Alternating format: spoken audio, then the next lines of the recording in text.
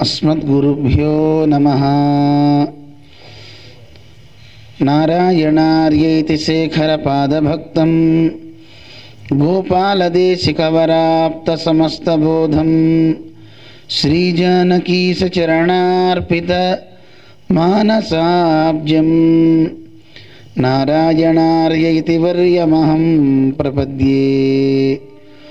यो नित्यमच्युतपदाम्बुजयुग्मरुक्म व्यामोहतस्तदितराणि तृणाय मेने अस्मद्गुरोर्भगवतोऽस्य दयैकसिन्धोः रामानुजस्य चरणौ शरणं प्रपद्ये।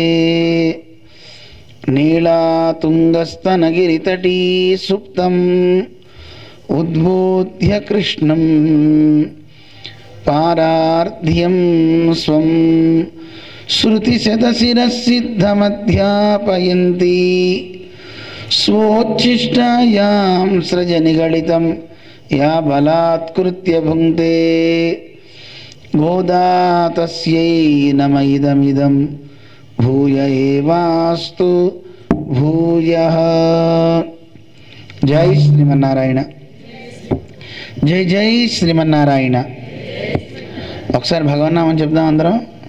ఓపిక ఉందా? గట్టిగా చెప్దాం।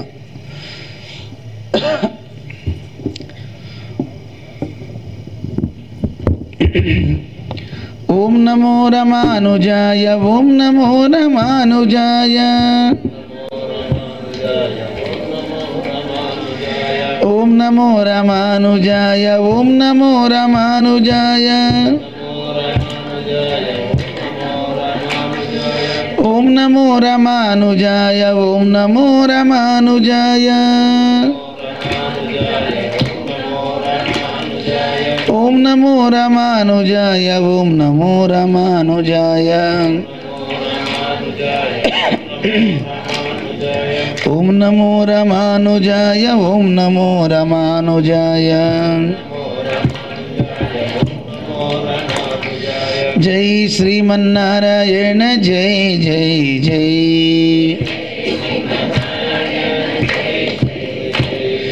జై లక్ష్మీనారాయణ జై లక్ష్మీనారాయణ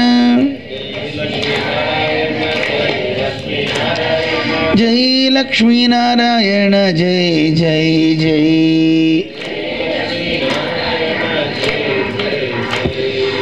జై బదరీ నారాయణ జై బదరీ నారాయణ జై బదరీ నారాయణ జై జై జై।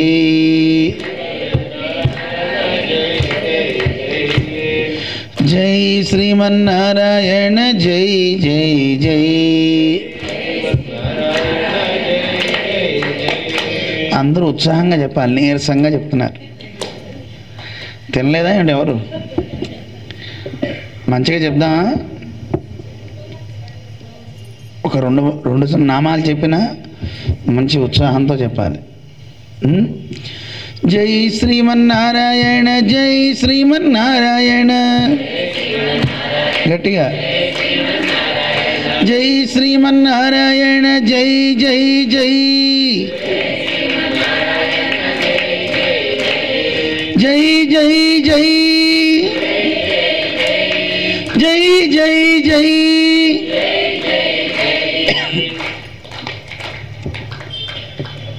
ఇక్కడ వాతావరణం చాలా చల్లగా ఉండడంతో కాస్త గొంతెత్తుదామని అందరికీ పట్టేస్తాం కాదు? చాలా గొప్ప సౌభాగ్యం। మహారాష్ట్ర ప్రాంతంలో మన ఆంధ్ర తెలంగాణ బోర్డర్ దాటగానే బహుశా మొట్టమొదటి ఊరు అనుకుంటాం మంది। రాత్రి చీకట్లో కనపడలేదు కానీ 2:30 ఆ ప్రాంతాల్లో మేము ఇక్కడికి చేరుకున్నాం। కిన్వర్ట్ భక్తులంతా కూడా చాలామంది ఇక్కడ తెలుగు వాళ్ళు ఉన్నారు, ఇక్కడ చేస్తే బాగుంటుంది, మన సంప్రదాయం అందరికీ తెలియాలి అని శ్రీమతి మాధవి గారు ఓ పట్టుబట్టి ఇక్కడికి ఎలా అయినా ధనుర్మాసానికి రావాలి అని ఆవిడ పిలవడం జరిగింది। ముందుగా మాధవి గారు అనిల్ రావు దంపతులకి అనేక మంగళాశాసనాలు చేస్తూ ఎందుకంటే చాలామంది వికాసతరంగిణి వాళ్ళంతా ఉన్నారు, కానీ ఏదో కార్యక్రమం జరగాలి. ఆవిడకు ఒక మంచి అభిలాష, ఒక మంచి కోరిక, ఇక్కడ కూడా సంప్రదాయం వెల్లువిరవాలి. మన జీయర్ స్వామివారు మాట్లాడితే వస్తూ ఉండాలి. పెద్దలు రావాలా వద్దా? మిమ్మల్ని ఎప్పుడు వస్తూ ఉండాలి కదా. అందుకని మంచి కార్యక్రమాలు జరగాలి అని ఒక కార్యక్రమాన్ని ఏర్పాటు చేసుకున్నారు. అయితే వాళ్ళంతా చెప్పారు, స్వామివారు వచ్చారండి, ఒకసారి ఉండి వెళ్ళారు, దేవనాథ స్వామి కూడా ఒకసారి వచ్చి వెళ్ళారండి అన్నారు. నేను ఒకసారి వచ్చా కానీ ఎక్కువ రోజులు ఉండి వెళ్తున్నాను, నెల రోజులు. ఏదో అంటారు చూసారా, కొన్ని గ్రహాలు వస్తే కదలవని. అలా ఈ గ్రహాన్ని దేవుడు 30 రోజులు అట్టి పెడుతున్నాడు ఇక్కడ. మన ఆచార్యులు చిన్నజీయర్ స్వామి వారు మొట్టమొదటిసారి కిన్వర్ట్ వెళ్ళమంటే నేను అన్నా, స్వామి అది ఏం మనకి తెలియదు కదా, ఎప్పుడు వెళ్ళలేదు కదా, ఒకసారి విడిగా 2-3 రోజులు వెళ్ళేసి వచ్చి చూసిన తర్వాత మళ్ళీ ఒకసారి వెళ్తా అంటే స్వామీజీ అన్నారు, అక్కడ బాగా చేస్తారండి బ్రహ్మాండంగాను, మీరు వెళ్ళండి, అంతా మనవాళ్లే అన్నారు స్వామివారు. అని ఇంకో మాట అన్నారు, ఎప్పుడైనా సరే తెలియని చోటుకి వెళ్ళి చేస్తేనే గొప్పతనం తప్ప మన వాళ్ళు ఉన్న చోటుకి వెళ్ళి మనం చేస్తే పెద్ద గొప్పతనం ఏమిటండి అన్నారు. అప్పుడు ఇంకా పట్టుదల పెరిగింది. అయితే సరే వెళ్తా నేను అని సంసిద్ధమై ఇక్కడికి రావడం జరిగింది. లేకపోతే మనకి రేపు స్టాచ్యూ ఆఫ్ ఈక్వాలిటీ ఎంతమందికి తెలుసును? తెలుసు కదా అందరికీ. 108 దివ్య దేశాలు ఉన్నాయి. వాటికి రేపు సమతా కుంభ అనే పేరుతో గొప్ప ఉత్సవం జరగబోతోంది ఫిబ్రవరిలో. ఆ కార్యక్రమం నిమిత్తంగా మేము అక్కడే ఉండాలి. కానీ అనుకోకుండా స్వామివారి మంగళాశాసనంతో మరి ఏదో గొప్ప కార్యం చేయించడానికే భగవంతుడికి పంపిస్తాడు తప్ప మనం అనుకుంటే కాదు కదా. చూడండి, రాముడు పట్టాభిషేకం చేయాలి అనుకున్నారు. ఎవరు? దశరథుడు. అయిందా పట్టాభిషేకం? రామే రాజ్యం పితురభిమతం. దశరథుడు రాముడు రాజు అవ్వాలి ముహూర్తం డిక్లేర్ చేశాడు. అన్నీ తెచ్చేశారు, కలశాలన్నీ, పూజలన్నీ జరిగినాయి, ఎందరో రాజులంతా వచ్చారు. ముందు మరి ప్రజలు అంగీకరించాలి కదా. ఈ రోజుల్లో ఎలా ప్రజాస్వామ్యమో ఆ రోజుల్లో కూడా ఆనువంశికంగా తమ తర్వాత తరాల వారు వస్తున్నప్పటికీ కూడా ప్రజలు అంగీకరించాలి. ప్రజల్ని అడిగేట, ఏమయ్యా నేను చాలా కాలం అయిపోయింది కదా, 60,000 సంవత్సరాలు నేను ఇప్పటికి పరిపాలన చేశాను అన్నాడు దశరథుడు. నాళ్ళు 60,000. మరి ఇప్పుడు నేను రిటైర్డ్ అవుదాం అనుకుంటున్నా, మా అబ్బాయికి ఇద్దాం అనుకుంటున్నా, మీరంతా ఏమంటారు అని అడిగారట. మీరు చెప్పండి ఏమంటారు? రాముడిని రాజుగా చేద్దామంటారా? మిమ్మల్ని ఎవరికి ఇష్టం లేదు, చేతులు కూడా ఎత్తట్లే. ఎంతమంది చేద్దామంటారు రాముడిని రాజుగా? ఒక ఆయన చేయట్లేదండి. ఎందుకు అని అడిగితే, రాముడు అంటే ధర్మాత్మకుడండి, మేము ధర్మంగా లేకపోతే శిక్షిస్తే ఆ బెంగ కూడా ఉంటుందండి. ధర్మంగా ఉండే రాజు ఉంటే యథా రాజా తథా ప్రజ. తెలుసునా మీకు ఈ మాట? రాజు ఎలా ఉంటాడో ప్రజలు కూడా అలా ఉంటారు. రాజు ధర్మాత్ముడైతే ప్రజలంతా ఎలా ఉంటారు? వాళ్ళు కూడా ధర్మాత్ములు అవుతారు. రాజు రాక్షసుడైతే ప్రజలు కూడా పిల్ల రాక్షసులు అవుతారు, వాళ్ళు పిక్కు తింటారు. దానికి అందమైన శ్లోకం ఉంది, యథారాజా. చెప్పండి, యథారాజా. మీకు వచ్చును, చివరి పాదం వచ్చు, కానీ మిగతా 3 పాదాలు ఉన్నాయి పైన. చెప్పమంటారా 3 పాదాలు? రాజా రాక్షస రూపేణ. రాజు రాక్షసుడిగా ఉన్నాడు అనుకోండి, వాడి దగ్గర ఉండే మంత్రులంతా ఎలా ఉంటారో తెలుసా? వ్యాఘ్ర రూపేణ మంత్రిణ. పెద్ద పులుల్లో వెళ్ళి మీద పడతారట అందరి మీద. సేవకాహ స్వేన రూపేణ. సేవకులందరూ కూడా కుక్కల్లా, అంటే అక్కడ ఉండే భటులు వీళ్ళంతా కూడా అందరి దగ్గర వెళ్ళి పీక్కు తింటారట వాళ్ళు. అందువల్ల నాయన ఎందుకు ఇలా అవుతుందంటే యథారాజా తథా ప్రజ. మనకు ఆ మాట వచ్చిందనమాట. అందుకని రాజు ధర్మాత్ముడు అయ్యాడు అనుకోండి, ప్రజలంతా ధర్మాత్ములు అవుతారు. మరి రాముడు రాజు అవ్వాలా వద్దా? చెప్పండి. ప్రజలందరిని అడిగాడు, ఇచ్చామోహి ఇచ్చామోహి అన్నారు అందరూ. మాకు రాముడే రాజుగా కావాలి కావాలి అన్నారు. అయిందే? దశరథుడు ముహూర్తం పెట్టాడు, ప్రజలంతా నేను ఒప్పుకున్నారు. ఈ లోపల ఒక ఆవిడ వచ్చింది. ఎవరు? కైక. మాతా వవ్రే తదిహ భరతే. ఇక్కడ భరతుడు రాజు అవ్వాలి, రాముడు అక్కడ అరణ్యాలకు వెళ్ళాలి అందట ఆవిడ. మరి ఏం చేయాలి? సరే, మాట తప్పడానికి లేదు. 2 వరాలు ఇస్తా అని ముందే ఎప్పుడో ఇచ్చాడు. ఇక్ష్వాకు వంశస్థులు ఎవరు మాట తప్పేవాళ్ళు కారు. సరే, వాగ్దానం ఇచ్చేశాడు. రాముడు అరణ్యాలకు వెళ్ళాలి, భరతుడు రాజు అవ్వాలి. పోనీ భరతుడు రాజు అయ్యాడా? అవలే.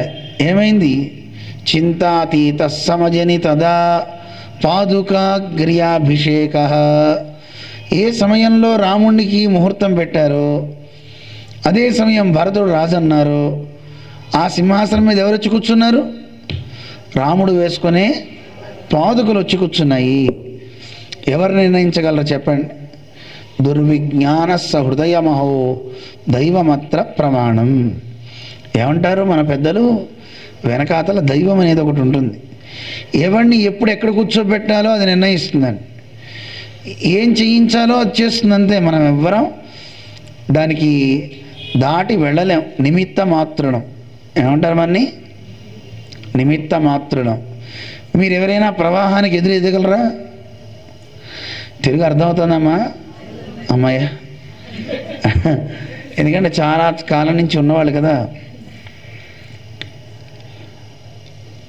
ప్రవాహం అటునుంచి నీరు వస్తుంది అనుకోండి వేగంగా, ఇటువైపు వెళ్ళడానికి ఈజీ ఉంటుంది తప్ప అటు ఎదురు వెళ్ళాలంటే మన వల్ల కాదు. మనం చేసుకున్న కర్మ ఒక్కొక్కడిని ఒక్కొక్క సుడిగుండాల్లో తిప్పుతూ ఉంటుంది. అందులోనే రౌండ్లో తిరుగుతూ ఉంటాడు వాడు. అక్కడి నుంచి బయటికి రాలేడు. కారణం ఏమిటి? వాడు చేసుకున్న కర్మ. కర్మ ఎప్పుడు కూడా స్వతంత్రంగా ఉండదు.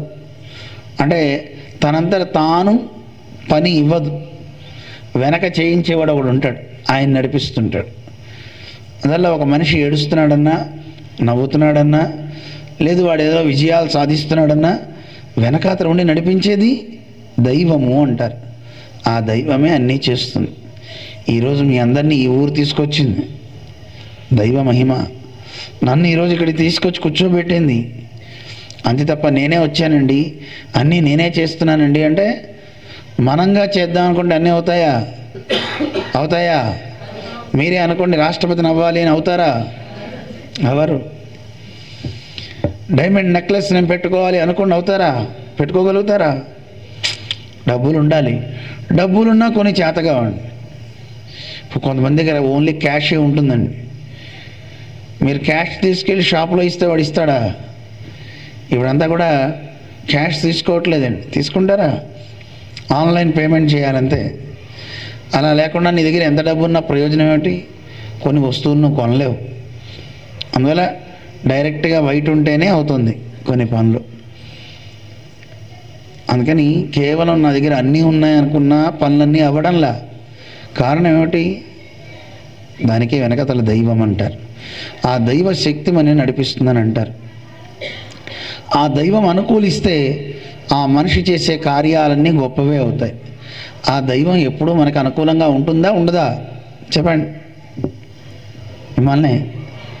దైవం మనకు అనుకూలంగా ఉంటుందా ఉండదా అండి? మిమ్మల్ని దేవుడు ఎప్పుడు రక్షించాలని అనుకుంటాడా అనుకోడా?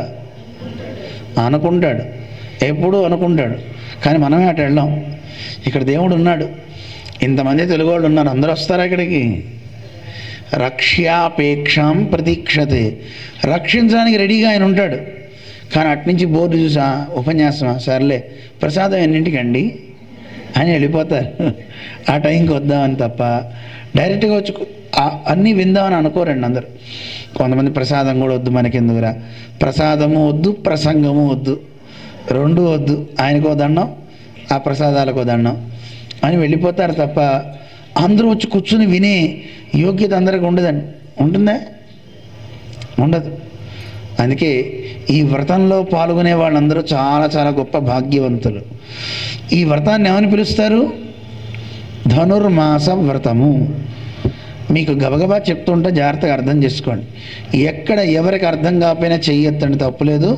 అడిగితే మళ్ళీ చెప్తా అర్థం కాకపోతే. ఏమిటి దీన్ని ఏమంటారు? అందుకే వచ్చేటప్పుడు కొత్తగా కనుక మీరంతా పెన్ను పేపర్ తెచ్చుకోండి పుస్తకం అని చెప్పా. కొంతమందికి అన్నీ రికార్డ్ అయిపోతాయండి, వాళ్ళు బాగానే పెట్టుకుంటారు. అలాని వేరు కాదు, అవకాశం ఉంటే పెట్టుకుంటే మంచిదని చెప్తున్నా అంతే. ఈ ధనుర్మాస వ్రతం అని అంటారు దీన్ని. దీనికే పేరు తిరుప్పావై వ్రతం అని కూడా పిలుస్తారు. ఏమంటారు? ధనుర్మాస వ్రతము, తిరుప్పావై వ్రతము, నీరాటము అంటే నీరాడు వ్రతము అని కూడా పిలుస్తారు. ఏమంటారు? ఏమిటి దీనికి పేర్లు, అర్థాలు ఏమిటి చెప్పేస్తా. తిరుప్పావై అంటే తిరు అంటే మన సంప్రదాయంలో ఎక్కడైనా సరే తిరు అని వాడుతుంటారు. వాడతారా వాడరా? ఎప్పుడన్నా విన్నారా? దేవుడు ఉండే ఊరి పేరు ఏంటండి? గట్టిగా చెప్పండి. తిరుపతి. ఆయన కొండకి పేరేంటండి? తిరుమలై. ఏమంటారు? గుడ్, బాగానే చెప్పారు ఇంతవరకు. తిరుపతి, తిరుమలై. ఇంకా మిమ్మల్ని అడుగుతా, మనం పెట్టుకునే ఈ బొట్టుకి పేరేంటండి? ఈ తెల్లది పెడతారు కదా, దాన్ని తిరుమణి అంటారు. ఏమంటారు? ఇలా బోల్డని ఉన్నాయి, మీకు కొత్త కనుక ఇప్పుడు ఇంతవరకు గుర్తుపెట్టుకోండి. తిరు అనే పదం ప్రతిదానికి వాడతారు. ఇందుకే తిరు అంటే ఏమిటి అర్థం? శ్రీ అని అర్థం. తిరు అంటే శ్రీ, లక్ష్మీదేవి. తిరుపతి, పతి అంటే భర్త. ఇప్పుడు చెప్పండి, తిరు అంటే శ్రీ అన్నా కదా, పతి అంటే భర్త, శ్రీపతి ఎవరైనా విష్ణువు అని అర్థం. తిరుపతి అంటే. ఇప్పుడు తిరుమలై తీసుకోండి. తిరు అంటే అర్థం ఏం చెప్పాను? శ్రీ, లక్ష్మీదేవి. మలై అంటే కొండ అని అర్థం. తిరుమలై అంటే లక్ష్మీ కొండ అని అర్థం. ఇలాగా ఈ తిరు అనే పదం మన సంప్రదాయంలో ఎక్కువ వాడుతూ ఉంటారు. అటువంటి ఈ సంప్రదాయంలో తిరుప్పావై అన్నారు కదా, పావై అంటే వ్రతము అని అర్థం. తిరుప్పావై అంటే శ్రీవ్రతము, సంపదలన్నీ ఇచ్చే వ్రతము. మరి సంపదలన్నీ కావాలా వద్దా మనందరికీ? ఎంతమందికి కావాలి? అబ్బా, దీనికంటే అందరు చేతులు ఎత్తేసారు. రాముడు రాజుగా కావాలంటే ఎవరు చేయొద్దురా? సంపదలు కావాలంటే అందరూ ఎత్తేసారు. అందుకని తిరుప్పావై అంటే శ్రీవ్రతం, సంపదలన్నీ ఇచ్చే వ్రతం. సంపద అంటే ఏది సంపద చెప్పండి? భౌతికంగా కనపడే డబ్బులు సంపదలా? అంత మాత్రమే కాదు. ఏమిటో సంపద మళ్ళీ చెప్తా, ఈరోజు పాశ్రంలో వస్తుంది. అలాంటి శ్రీవ్రతం సకల సంపదల్ని ఇచ్చే వ్రతం. అందుకే వైష్ణవులు ఎవరు కూడా మిగతా వ్రతాలు ఏమీ చేయరు. ఈ ఒక్క వ్రతం చేస్తే చాలు. రెండు వ్రతాలు వైష్ణవులకు ఉంటాయి. మిగతా వాళ్ళకి అన్ని వ్రతాలు ఆచరించాల్సిందే. సత్యనారాయణ స్వామి వ్రతము, కేదారేశ్వర వ్రతము, నందికేశ్వర వ్రతము, ఆట్లు వ్రతము, దోశల వ్రతము, శనగల వ్రతము, చలిమిడి వ్రతము. తెలుసా మీ అందరికీ? ఈరోజు ఇన్ని శనగలు నానబెట్టి సూర్యాస్తమానం లోపల అందరికీ పంచిపెట్టాలి. ఇంత చలిమిడి తయారు చేసి సాయంత్రం లోపల అందరికీ పెట్టాలి. ఇలాంటి నియమాలతో చేస్తుంటారు అందరూ. కానీ మనకి ఆ నియమాలు లేవు. అన్నీ దాటి వచ్చిన తర్వాత ఇదనమాట. ఏమిటండి వైష్ణవులు అంటే? అసలు ఎవరు వైష్ణవులు అని మీకు సందేహం రావచ్చు. వైష్ణవుడు అంటే కేవలం ఇదేదో ఒక కులము లేదా ఒక మతము అనుకోకండి. వైష్ణవం అంటే మతమే. మతము అంటే అభిప్రాయము అని అర్థం. ఏమిటి అర్థం? వాడి మతం వాడిదిరా అంటుంటారు కదా. మతము అంటే అభిప్రాయము. ఏమిటి ఇంతకీ వైష్ణవుడు అంటే అర్థం? ఈ లోకాన్ని మొత్తాన్ని నడిపించే శక్తి ఒకటి ఉంది, దానికే విష్ణువు అని పేరు. ఏం పేరు? విష్ణువు. ఆయనే లోపల బయట అంతటా ఉండి ఆయన నడిపిస్తున్నాడు. ఆ నడిపించే పరమాత్మని మనస్సులో భావించి, స్వామి నువ్వే నడిపిస్తున్నావని ఆయన అంగీకరిస్తే వాడు వైష్ణవుడు అవుతాడు. ఏమవుతాడు? విష్ణువుని అంగీకరించిన వాళ్ళందరూ వైష్ణవులండి. ఎంతమంది విష్ణుమూర్తిని అంగీకరిస్తారు, ఒప్పుకుంటారు? మరి మీరంతా వైష్ణవులే కదా. అలాగే ఇంకొకటి కూడా మీకు చెప్తా వినండి. వైష్ణవుడు అంటే మీరు వైష్ణవులా కారా? మీ చేత చెప్పిస్తా. ఎవరైనా మీ ముందు కాలు జారి కింద పడ్డారనుకోండి, ఏమంటారు? కింద పడిపోతే నవ్వుతారా? ఎవడైతే నవ్వుతాడో వాడు పరమ దౌర్భాగ్యుడండి. బాగా జరిగిందిరా, అరే కాలు ఒకడు గట్టిగా అరిచేయండి, జారి కింద పడితే అరే అన్నాడండి. మంచోడేనా అలా అన్నవాడు? చెప్పండి. కాదా? అరే అంటే మంచిదే కదా. కానీ వాడు ఎందుకు అన్నాడు తెలుసా? అరే రే కాలు విరగలేదే అన్నట్టండి. అలాంటి వాడు మంచివాడు కాదండి. కానీ ఒకడున్నాడు, జారి కింద పడితే వాడి దుఃఖాన్ని చూసి ఈయన దుఃఖిస్తున్నాడు. పరదుఃఖ దుఃఖిత్వము ఏమంటారు? పరదుఃఖ దుఃఖిత్వము. ఎదుటివాడు ఏడుస్తుంటే ఆ ఏడుపును చూడలేక వీడికి కూడా ఏడుపు వచ్చిందనుకో ఏమంటారు? వాడిని వైష్ణవుడు అంటారు. మొన్న ఒక ఆయన అన్నారు, స్వామి మా ఆవిడ అలాంటి ఆవిడేనండి అన్నాడు ఆయన. ఏంటి మీ ఆవిడకి అంత దుఃఖం వస్తుందా? పరులకి దుఃఖం కలిగితే? అవునండి, సినిమా హాల్కి వెళ్తే అక్కడ సినిమాలో ఉండేటువంటి ఏడుపు సీన్లన్నీ చూసి ఈవిడ ఏడుస్తుందండి అన్నాడు. అప్పుడు మా గురుగారు ఒక ఆయన అన్నారు, నీకేం దౌర్భాగ్యం అమ్మా, సినిమాలో అది ₹1,00,00,000 తీసుకుని ఏడుస్తుంది, నువ్వు ₹1000 ఇచ్చి ఏడుస్తున్నావు. నువ్వెందుకు ఏడవడం? అవసరమా చెప్పండి? కానీ ఆ ఫీల్ చూడగానే మనకు కూడా అనిపిస్తుందా అనిపించదా? దుఃఖం వస్తుంది కదా, అయ్యయ్యో అనిపిస్తుంది కదా. నిజంగా ఒక వ్యక్తికి కష్టం వస్తే ఆ కష్టాన్ని చూసి నీకు గనక బాధ కలిగితే, అయ్యో అని నీ మనసు ద్రవించకపోతే, వాడికి ఎలా అయినా కష్టం పోవాలని నీకు అనిపిస్తే అప్పుడు నిన్నేమంటారు? వైష్ణవుడు. మీకు నిజంగా హృదయం ఉందా? ఎంతమందికి ఉంది?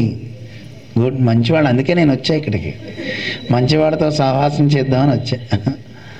అందువల్ల మీరంతా వైష్ణవులే. ఈ గుణం కావాలండి. ఇలాంటి వైష్ణవుడికి ఉండే లక్షణం ఏమిటి? మనకి శాస్త్రం చెప్తుంది. వైష్ణవుడు అంటే ఎవరు, ఎలాంటి వాడు అంటే, ఈ లక్షణం ఎవరికైతే ఉంటుందో వాడికి ఏ వ్రతాలు లేవండి. ఉన్నాయా?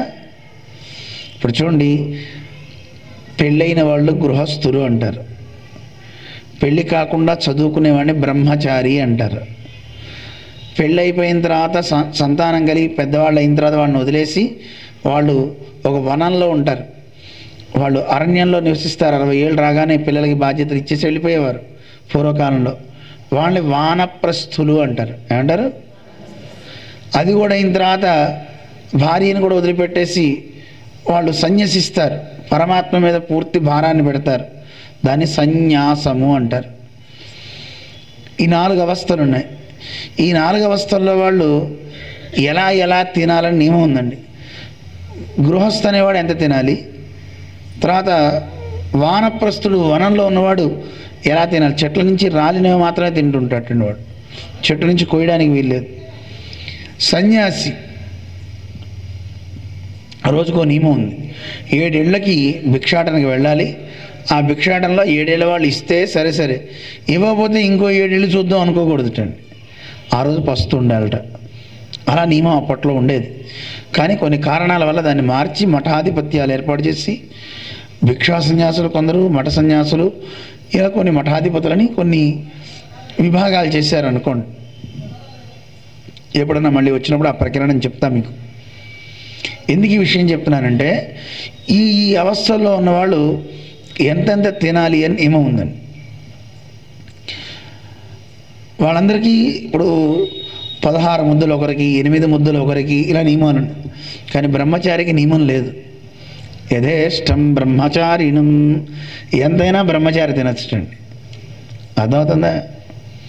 అలా బ్రహ్మచారి తిండి విషయంలోనే కాదు, మిగతా గృహస్థులకి వీళ్ళకి నియమాలు, ఏ వ్రతాలు చేయాలనే నియమాలు ఉన్నాయి. కానీ బ్రహ్మచారికి అసలు వ్రతాలే లేవు. బ్రహ్మచారికి ఏమిటి వ్రతం అంటే, అతను సంధ్యావందనం చేసుకోవటం, 2 పూట్ల అగ్ని కార్యం అని చేస్తారు. 3 పూట్ల సంధ్యావందనం చేయాలి. సంధ్యావందనం అంటే ఈ ప్రకృతికి కృతజ్ఞత చెప్పడం, సూర్యుడికి, గాలికి, నీటికి, అన్నిటికీ వాడికి కృతజ్ఞత చెప్తూ, తండ్రి మాకు మంచిగా వెలుగునిస్తున్నావు, వానిస్తున్నావు అని నేచర్కి ఒకసారి థ్యాంక్స్ చెప్పడం అన్నమాట సంధ్యావందనం అంటే. చేసి తర్వాత చదువుకుని, విద్యను చదువుకుని అగ్ని కార్యం ఒక 16 సమిధలు వేస్తారు. ఇంత సమిధలు అంటే రావి పుల్లలు అంటారు కదా, నేతిలో ముంచి అవి వేస్తూ హోమం చేస్తారు. ఇదే అతనికి వ్రతం.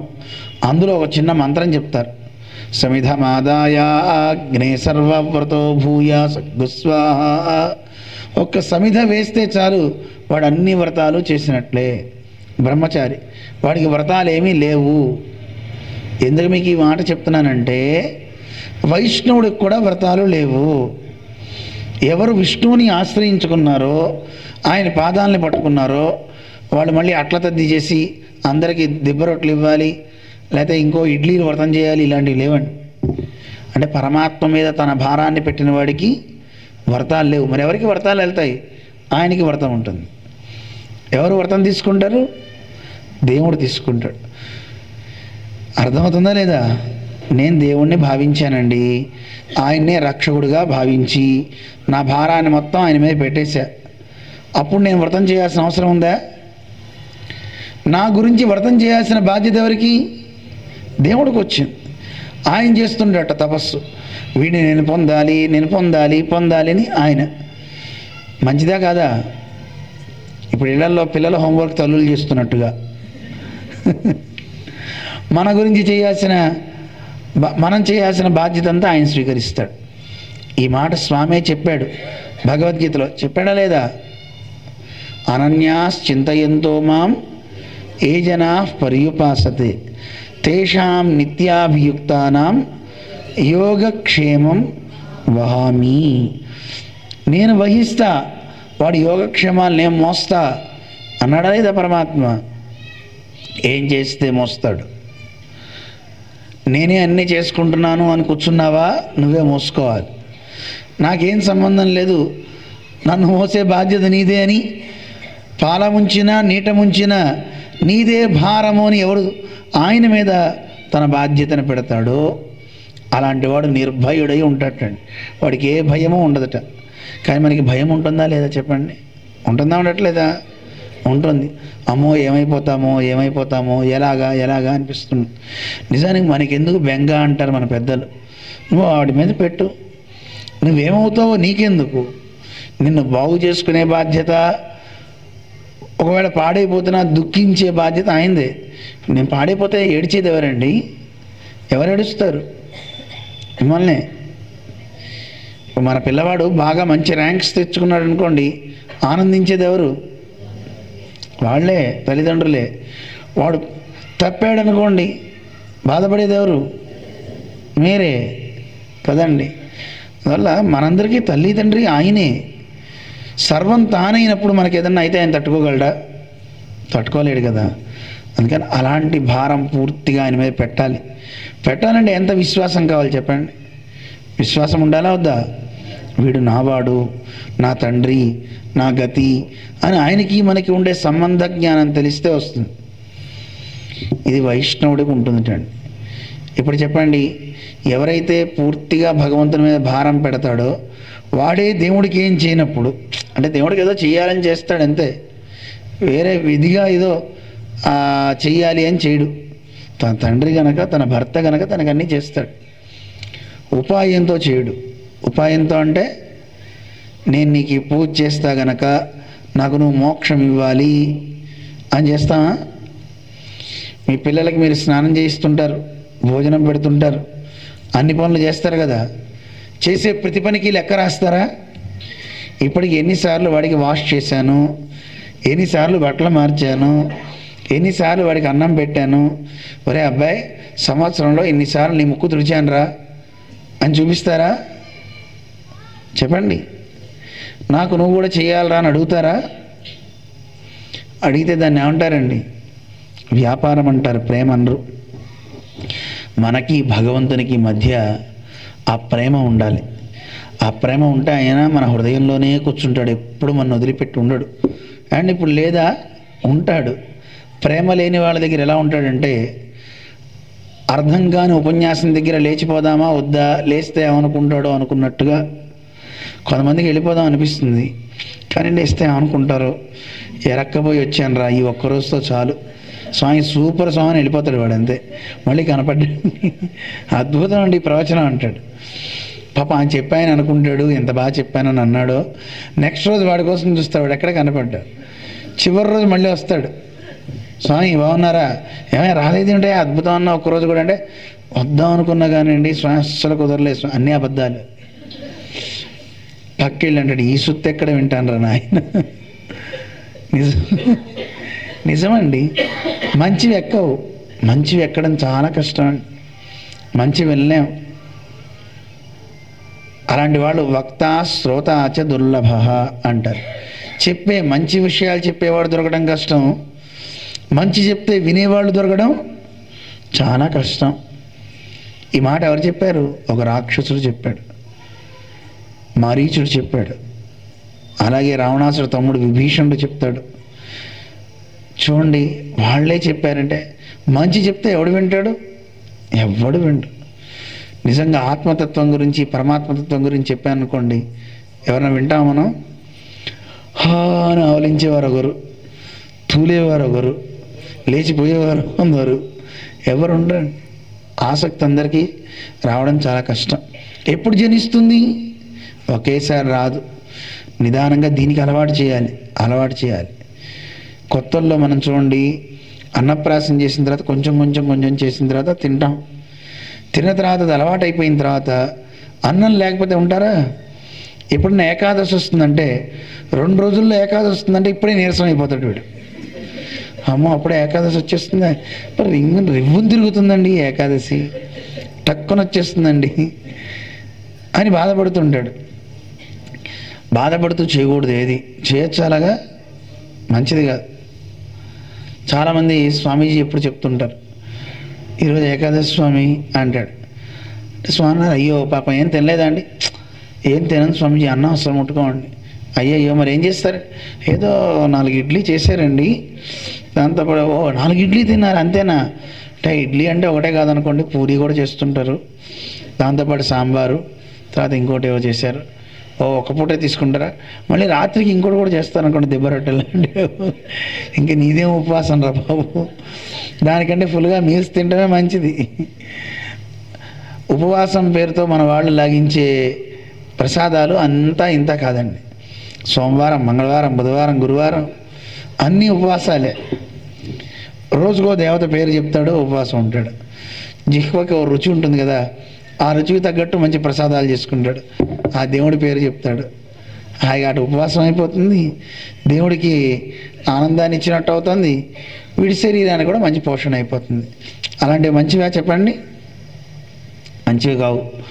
ఏదైతే శాస్త్రం చెప్పిందో వాటినే చెయ్యాలి.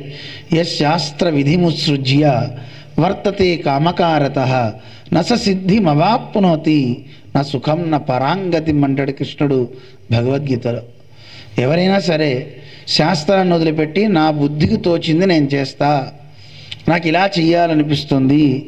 కొంతమంది అంటారండి, పూజ చేస్తున్నప్పుడు ఏమండి ఇలా చేయకూడదండి, ఇది శాస్త్రం చెప్పిందండి అన్నాం అనుకోండి, ఏమంటారు? నాకు ఇలా అనిపించింది, ఇలాగే చేస్తా, నా బుద్ధికి తోచింది. ఇలా ఎందుకు చేయకూడదు? బాగానే ఉందిగా, దేవుడు తీసుకుంటున్నాడుగా ఇలాగా అనేవాళ్ళు ఉంటారు. అలా చేయొచ్చునా? శాస్త్రం ఏం చెప్పిందో అలాగే చేయాలి. మరి తిరుప్పావే మాత్రం శాస్త్రం చెప్పిందా? చెప్పండి. మీరు చెప్పారు అన్ని వ్రతాల్లోకి తిరుప్పావై చాలా గొప్పదన్నారు, శ్రీ వ్రతం అన్నారు. మరి ఈ వ్రతం ఎవరు చెప్పారు? ఎక్కడ వేదాల్లో ఏమైనా ఉందా అంటే, ధర్మజ్ఞ సమయ ప్రమాణం వేదాశ్చ అని శాస్త్రమే చెప్తుంది. ఏదైనా ఒక సంకటమైనటువంటి స్థితి ఏర్పడినప్పుడు ఇది చెయ్యాలా వద్దా అని ఏదైనా మనకు ఆలోచన అనిపించినప్పుడు, ఇది శాస్త్రాల్లో కంటే దాన్ని ఆచరించి చేసే పెద్దలే మనకి ప్రమాణికులు. వాళ్ళ యొక్క ఆచరణే మనం ప్రామాణ్యంగా స్వీకరిస్తాము. అర్థమవుతుందా? శాస్త్రం కంటే పెద్దల ఆచారమే గొప్పది. పెద్దలంటే మన ఇంట్లో ఉన్న తాతయ్య గారు, ముత్తాత గారు గారు. ఎవరు పెద్దలంటే? ఋషులు. వాళ్ళు ఏది ఆచరించారో అది మనకి ప్రామాణ్యం.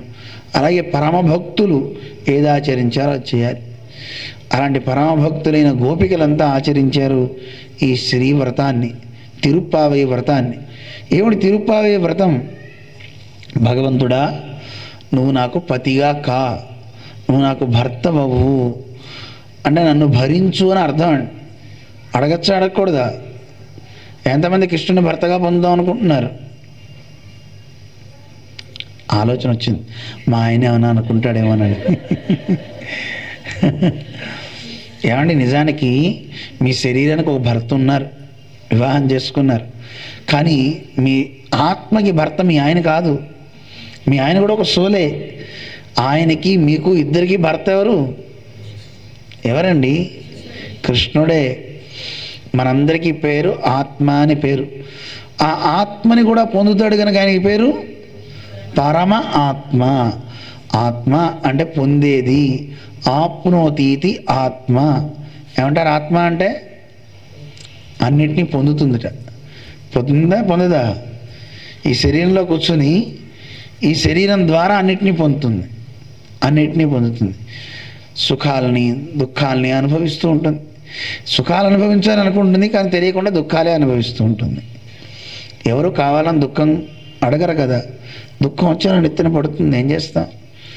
అందువల్ల మనందరికీ గతి ఎవరు? పరమాత్మే. మరి ఆయన్ని భర్తగా పొందాలా వద్దా చెప్పండి? ఎంతమంది మనందరికీ భర్తగా భగవంతుని స్వీకరించాలంటారు? మీ ఆయనలు ఏమనలేండి, మీ ఆయన కూడా చేయండి, మీకు వద్దా మగవాళ్ళు? మనకు కూడా గతి ఆయనేనండి. శాస్త్రం ఏం చెప్తుంది తెలుసునా? ఈ లోకంలో అందరూ ఆడవాళ్లే. స్త్రీ ప్రాయం ఇతరం జగత్, మొత్తం అంతా ఆడవాళ్లే. ఒక్కడు పురుషుడు ఉన్నాడు. వాడెవరు? ప్రధాన పురుషేశ్వర. ప్రధానంగా ఉన్న పురుషుడు ఈయనే. పురుష అంటే అర్థం ఏమిటండి? పురి సేతే. పురము అంటే శరీరం. ఈ శరీరంలో ఉంటాడు కనుక ఆయనకి పేరు పురుష అని పేరు. అర్థమవుతుందా? ఇప్పుడు మనం కూడా పురుషుడు అంటారు. పురుషుడు అంటే మనం చెప్పే పురుషుడు వేరు. బాహ్యంగా ఉన్నటువంటి శరీర చిహ్నాలు గుర్తుల్ని బట్టి ఇతను పురుషుడు, ఈవిడ స్త్రీ అని చెప్తున్నాం. ఇక్కడ చెప్పే పురుషుడు కాదండి అర్థం. పురుష అంటే అర్థం పురుషనోతి, బాగుగా ఇస్తాడు కనుక ఆయన్ని పురుషుడు అంటారు. మనం కోరినవన్నీ ఇస్తాడా ఇవిడ? దేవుడు ఇస్తాడా? కోరకపోకుండానే ఇస్తున్నాడండి. మనం అడగకుండానే సూర్యుడి ద్వారా వెలిగిస్తున్నాడు, డి విటమిన్ ఇస్తున్నాడు. ఏ అనారోగ్యాలు లేకుండా ఆయన చేస్తున్నాడు సూర్యుడు, సూర్యరశ్మి వల్ల. గాలి కూడా ఆయనే ఇస్తున్నాడా ఇవ్వట్లేదా? మనం అడిగామా గాలి ఇమ్మని? ఆయనే ఇస్తున్నాడు. చీకటిని ఆయనే పెట్టాడు, వెలుగును ఆయనే పెట్టాడు. ఇన్ని ఆయనే చేస్తున్నాడు కదా, అడగకుండానే అన్ని ఇస్తున్నాడు.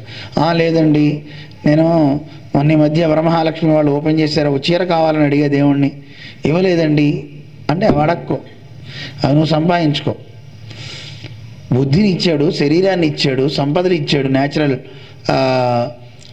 చక్కగా రిసోర్సెస్ ఇచ్చాడు, వాటిని వాడుకో, చక్కగా తిను, మంచిగా ఉండు. ఈ చిన్న కోరికలు అడగచ్చా చెప్పండి? బట్టలు కావాలి, వాడి దగ్గర ఉన్న లడ్డు కావాలి, ఇవే అడిగేది. దేవుణ్ణి అడగాలంటే అన్నిటికంటే గొప్పదైన పురుషార్థాన్ని అడగాలి తప్ప సామాన్యమైనవి అడగకూడదు. అవన్నీ ఇచ్చేవాడు ఈయన. అందుకే ప్రధాన పురుషుడు ఎవరండి? పరమాత్మ. ఈయనే మొట్టమొదటి పురుషుడు, మిగతా అంతా స్త్రీలే. ఇప్పుడు చెప్పండి, ఎంతమంది ఆయన్ని వివాహం చేసుకోవచ్చు అంటారు దేవుణ్ణి? గుడ్, మంచిది. సంశయంతో ఎత్తుతున్నారు అందరూ. ఆయనే మనకి గతండి. సరే, వినగా మీకే తెలుస్తుంది. పాసురంలోకి వస్తున్నా, మీ అందరిని అక్కడికి తీసుకొస్తున్నా. ఆండాళ్ అనే పేరుతో సాక్షాత్తు లక్ష్మీదేవి భూమి మీద అవతరించారు. విష్ణు చిత్తులు అనే మహానుభావుడికి. విష్ణు చిత్తులు అని విల్లిపుత్తూరులో తమిళనాడులో ఒక ఊరు అన్నమాట. ఆ క్షేత్రంలో ఒక మహానుభావుడు అవతరించాడు. ఆయన ఎవరో కాదు, సాక్షాత్తు నిరంతరం భగవంతుడిని మోసే గరుత్మంతుడు.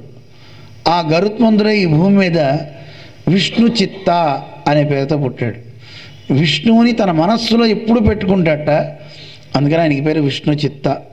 విష్ణువు మనస్సులో ఎప్పుడు ఉంటాడు కనుక ఆయనకి పేరు విష్ణు చిత్త. రెండు రకాలుగానే చెప్పుకోవచ్చు. ఇప్పుడు మనం ఎప్పుడు దేవుణ్ణి హృదయంలో పెట్టుకుంటామా చెప్పండి? ఎప్పుడు ఆయన్ని ఆలోచిస్తామా? ఆయన్ని తప్ప మిగతా అన్నీ ఆలోచిస్తాం. కానీ ఆయన ఎప్పుడు మన్నే ఆలోచిస్తుంటాడు. సర్వేశ్వరుడు వీడు ఎలా నన్ను చేరతాడు, ఎలా నన్ను పొందుతాడని మన గురించే ఆలోచిస్తాడట. అలాంటి వాడు సర్వేశ్వరుడు, భగవంతుడు. ఆయన ఎవడి హృదయంలో ఉంటాడో వాడు విష్ణు చిత్తులండి. మీరు కూడా విష్ణు చిత్తులు అవ్వచ్చు. ఎవరి హృదయంలో ఎక్కువగా విష్ణువు మెదులుతూ ఉంటాడో అలాంటి వారి ఇంట్లో లక్ష్మి పుడుతుందండి, అమ్మవారు. అవతరిస్తుంది. తప్పకుండా ఆ ఇంట్లో భగవంతుడు మూర్తి భవించినటువంటి సాక్షాత్తు భగవంతుడు అవతరిస్తాడు. కావాలంటే మీరు ప్రయత్నం చేసి చూడండి. ఎప్పుడు పరమాత్మనే తలుస్తూ నిరంతరం ఉండే ఒక స్త్రీ గనక తాను గర్భవతి అయిందా, ఆవిడ ఇంట్లో ఆవిడ గర్భం పండినట్టేనండి, మంచి సంతానం కలుగుతుంది. వాడి వల్ల ఆ వంశాలన్నీ తరిస్తాయి. వైష్ణవో నః కులే జాతః సనః సంతారయిష్యతి. ఒక్కడు మహాభక్తుడు మన ఇంట్లో పుడితే వాడి వల్ల వంశాలన్నీ తరిస్తాయి, అందరూ బాగుపడతారు. అందుకే ఋషులంతా అంటారు, తండ్రి మా ఇంట్లో ఒక్క విష్ణు భక్తుడు ఉంటే చాలు, ఒక్కడు జరిగితే చాలు, అలాంటి వాడిని అనుగ్రహించు అని కోరతారు. అది వైష్ణవుని గొప్పతనం. అందువల్ల వైష్ణవులందరికీ వ్రతాలు మిగతావి లేవు, ఒకటే వ్రతం తిరుప్పావై అమ్మ చెప్పిన వ్రతం. 2 కృష్ణుడు చెప్పిన భగవద్గీత, ఏకాదశి వ్రతం. ఏకాదశి రోజు ఉపవాసం ఉండడం అనేది మిగతా రోజులు చేయాలని నియమం లేదు, ఏకాదశి రోజు మాత్రమే చేయాలి ఉపవాసం. 2 తిరుప్పావై అమ్మ చెప్పిన పాటలు, ఈ వ్రతం. ఈ రెండిట్లో ఏది గొప్ప చెప్పండి రా మీరందరూ. తిరుప్పావై వ్రతం గొప్పదా, భగవద్గీత అంటే ఏకాదశి వ్రతం గొప్పదా? ఏమండి, ఎంతమంది ఏకాదశి గొప్పదంటారు? గుడ్, మంచివాళ్ళే. తిరుప్పావై ఎంతమంది గొప్పదంటారు? ఎవరు ఎత్తట్లా. రెండింటికి తేడా చెప్పాక మీరే చెప్తారు. కానీ అయ్యవారు చెప్పిందేమో ఏకాదశి వ్రతం, ఏం తినకరా, పచ్చి గంగ ముట్టావా జాగ్రత్త అంటాడు. అమ్మ చెప్పింది తిరుప్పావై వ్రతం. ఏం చేసింది అమ్మవారు? 2 వ్రతాలు చేసేది దేనికండి? దేవుని పొందడానికి. దేవుడు అంటే ఆనందము. ఎంతమందికి ఆనందం కావాలి? అందరికి కావాలి. ఆనందం కావాలంటే వస్తువుల వల్ల వచ్చేది కాదురా, నా వల్లే వస్తుందని నిరూపిస్తున్నాడు స్వామి. ఆయన్ని పొందాలి. ఆయన్ని పొందడానికి చెప్పిన 2 వ్రతాల్లో స్వామి చెప్పిన వ్రతం అదే ఏకాదశి వ్రతం అయితే, అమ్మ చెప్పింది తిరుప్పావై. ఈ రెండిట్లో తేడా ఏమిటి అంటే, ఆయనేమో తిండి తినకుండా ఉండమంటాడు, అమ్మేమో రోజు ఒక పాట పాడంటారా చాలు, పొద్దున్నే వేడి వేడి పొంగలి దద్దోజనం మీ చేతిలో పెడతా అంది. ఏది గొప్ప చెప్పండి? దేవుడు పాట పాడుతూ తినటం గొప్పదా? తినకుండా ఏడుస్తూ అమ్మ ఇంకెప్పుడు అయిపోతున్నావు, విశ్వం విష్ణు హట్కారు భూత భగవత్ ప్రభు. అమ్మ ద్వాదశికి రేపు ఏం చేస్తున్నావే? రేపు ఏం చేస్తాం ఇప్పుడే ఆలోచిస్తాం. అంటే రేపు తినాల్సింది ఇప్పుడే తినేస్తున్నాం. మనం తింటున్నామా లేదా? అది చేస్తే ఏకాదశి వ్రతం పోయినట్టేనండి. చాలామంది చూడండి, కరెక్ట్గా ఏకాదశి మీరు ఉపవాసం ఉందాం అనుకున్న రోజునే మన వాళ్ళు ఇంట్లో స్పెషల్స్ చేస్తారండి. లేదు ఎవడో తీసుకొచ్చి మీకోసం తిరుపతి లడ్డు తెచ్చానండి అంటాడు. ఏమంటాం అప్పుడు మనం? చెప్పండి, ఏం చెప్పాలి? లేదు ఎవరో తీసుకొచ్చి మంచి స్వీట్స్ అండి గులాబ్ జామ్స్ తెచ్చాను మీకోసం అన్నారు, ఏం చేస్తారు? ఏకాదశి అండి, వద్దులే ఏం చేస్తానండి గులాబ్ జామా. మీరు ఏకాదశిలో తేకూడదండి. వాడికి చెప్తారు సలహా. అయ్యయ్యో ఉపవాసం సర్లేండి తీసుకెళ్తా. అయ్యో అక్కర్లే, కష్టపడి తెచ్చారుగా ఇక్కడ పెట్టండి, రేపు తింటా పర్వాలేదు ఫ్రిడ్జ్లో పెట్టుకుంటా అని ద్వాదశి గురించి వీడు ముందే ఆలోచించి రేపు తింటా అని అన్నాడంటే దాన్ని తినేస్తున్నట్టా కాదా చెప్పండి? అంటే దాన్ని భోగించేసావు, అయిపోయింది. కేవలం తింటేనే అక్కర్లేదండి, దాన్ని మనస్సులో భావించినా భోగించినట్టే. అందువల్ల అక్కడ కూడా వ్రతం పోతాం. అందుకని ఏకాదశి రోజు మనం వ్రతం చేసిన చాలా ఇలాంటివి ఉంటాయి. కానీ అమ్మ చెప్పిన వ్రతం చూడండి, ఒక పాట పాడు పొద్దున్నే, 12 దాకా కూడా అక్కర్లేదండి, పొద్దున్న 5ంటికి వచ్చి దేవుడి దగ్గర పాడితే వెంటనే ప్రసాదం వస్తుంది. అందుకని అమ్మ చెప్పడానికి స్వామి చెప్పడానికి తేడా ఉంటుంది. అమ్మ కడుపు చూస్తుంది, తండ్రి ఏం చేస్తాడు? హితాన్ని చూస్తాడు. వాడికి కడుపు మార్చైనా సరే వాడికి అన్నీ వచ్చేలా చేయాలనుకుంటాడు. కానీ అమ్మలు అలా చేస్తారా మీరు ఇంట్లో? పిల్లకి అన్నం పెట్టకుండా చదువును వచ్చాకే పెడతా అంటారా? అంటాం. ఏం అయిపోగానే సర్లే దా ఒక ముద్ద తిను తర్వాత వస్తుంది లేదా, ఈవిడికి పని అయిపోతుంది కదా. 2 రకాలు, దానికి కడుపు నింపాలి, 2 ఈవిడి పని అయిపోవాలి. అలా అమ్మ ఎప్పుడు పిల్లల్ని కష్టపెట్టదు. దేవుడు పరిగెత్తిస్తాడు, అమ్మ పరిగెత్తిస్తుంది. దేవుడేమో ఇలా చల్లదనంలో అమ్మవారు పరిగెత్తిస్తే స్వామి ఎండలో పరిగెత్తిస్తాడు. ఏది మంచిది చెప్పండి? ఎండలో మంచిదా చల్లగా ఉన్నప్పుడు పరిగెత్తే మంచిదా? ఏమండి? చల్లదనంలో ఆడుతూ పాడుతూ చేయొచ్చండి పనులు ఏమైనా. అలా అమ్మ చేస్తుంది. అందుకే తిరుప్పావై వ్రతం చాలా చాలా చాలా చాలా గొప్పది. ఒక దీపాన్ని వెలిగిస్తే ఆ దీపపు కాంతి నలుదిశలా ఎలా వెళ్తుందో, ఎక్కడ ఏ ఇంట్లో తిరుప్పావై జరుగుతుందో, ఎక్కడ ఆ కథా ప్రసంగం జరుగుతుందో ఆ ప్రాంతాలన్నీ సుభిక్షంగా ఉంటాయి అంటారు. మూడో పాసరానికి వెళ్ళాక ఫలశ్రుతి చెప్తా విందురుగాని. ఈ వ్రతం చేస్తే ఎలాంటి గొప్ప సంపదలు వస్తాయో చెప్తారు. అలాంటి గొప్పది ఈ వ్రతం. మరి ఈ వ్రతం చేయాలంటే అర్హులు ఎవరండి? ఎవరు చేయాలి ఈ వ్రతాన్ని? ఆండాళ్ళ తల్లి 1వ పాసురంలో వ్రతానికి అర్హులు ఎవరో చెప్తుందన్నమాట. సరే, బాగుందండి. మరి ఈ వ్రతాన్ని చెప్పిన ఈ తల్లి అసలు ఎవరు, ఎక్కడి నుంచి వచ్చింది అని అంటే విల్లిపుత్తూరు. ఇందా మీకు చెప్పాం. విష్ణు చిత్త అనే మహానుభావుడు విష్ణువుని చిత్తంలో కలిగి ఉంటాడని చెప్పా కదా. ఆ మహానుభావుడి మనస్సులో ఎప్పుడు పరమాత్మ మెదులుతూ ఏదో ఒక సేవ చేయాలి పరమాత్మకు అనుకున్నాడు. ఏం చేయాలి? నిత్యం తులసి మాలలు కట్టి పరమాళకి సమర్పిద్దాము. ఎందుకంటే పూర్వం మాలాకారుడనే ఆయన ఇలా పరమాత్మకి మాలలు కట్టి స్వామికి సమర్పించి తద్వారా కృష్ణుని అనుగ్రహం పొందాడు కదా. నేను కూడా అలాగే చేస్తానని ఈ విష్ణు చిత్తుల వారు మాలలు కట్టి 3 పూట్ల దేవుడికి మాలలు వేశాడు. విష్ణుమూర్తికి ఎవరైతే మాలలు అలా సమర్పిస్తారో వాళ్ళకి కలిగే భాగ్యం ఇంత అని చెప్పడానికి వీల్లేదుటాడు. అలా మాలలు సమర్పిస్తూ ఉంటే ఆయన తులసి చెట్లకు పాదులు తీస్తున్నాడు. అక్కడ చిన్న బాలిక దొరికింది. సీతాదేవి ఎలా అయితే గనక జనక మహర్షికి భూమి దున్నుతుంటే దొరికిందో అలా ఈవిడ ఆ తులసి వనంలో అందమైనటువంటి తిరుమణి శ్రీచూర్ణ ఆ రేఖలతో చాలా అద్భుతమైనటువంటి కళతో కనిపించిందట. అలాంటి ఆ పిల్లకి చూసి, అరే ఇంత అందమైన పిల్ల నాకు లభించిందే, ఈ అమ్మాయికి శ్రీమాలిక అని పేరు పెడతా అని మొట్టమొదట పేరు పెట్టారు. ఏం పేరు? శ్రీమాలిక. దేవుడికి మాలికలు కట్టడానికి ఈ వనాన్ని ఏర్పాటు చేశా. ఈ వనంలో ఉన్న మాలలన్నీ ఎవరికి చెందుతాయి? దేవుడికే. అందుకని ఈ వనంలో ఈవిడ పుట్టింది కనుక ఈవిడ కూడా ఒక మాల. ఏ మాల ఈవిడ? శ్రీమాలిక అని పేరు పెట్టాడు. తమిళంలో కోదై అంటారు. ఆ కోదై అనే పదం గోదా అయింది. గోదా అంటే ఏమిటి అర్థం? గాం దదాతీతి గోదా. గో శబ్దానికి అనేక అర్థాలు ఉన్నాయి. సంపద, భూమి, ఇలా అన్ని అర్థాలు. వేదము, భక్తులు, ఇలా వాటన్నిటినీ దదాతి ఇస్తుంది. ఎవరు గోదా అంటారో వాళ్ళకి సంపదలు ఇస్తుందటండి అమ్మవారు. అందుకే గోదా అనే మాట అనకపోతే వాళ్ళు వయ్యం సుమపదం వంబు, భూమికే భారం అంటారు. మనకి భూమికి భారం అవ్వాలా? భారం కాకుండా చేస్తుందట అమ్మ. అందుకే గోదా గోదా గోదా అందం అందరం అందం. అలాంటి గొప్ప తల్లి గోదాదేవి ఆవిడ చేసినటువంటి గొప్ప కార్యం ఏమిటి అంటే, వాళ్ళ నాన్నగారు చిన్నప్పటి నుంచి భాగవత కథలు చెప్తూ ఉండేవారట.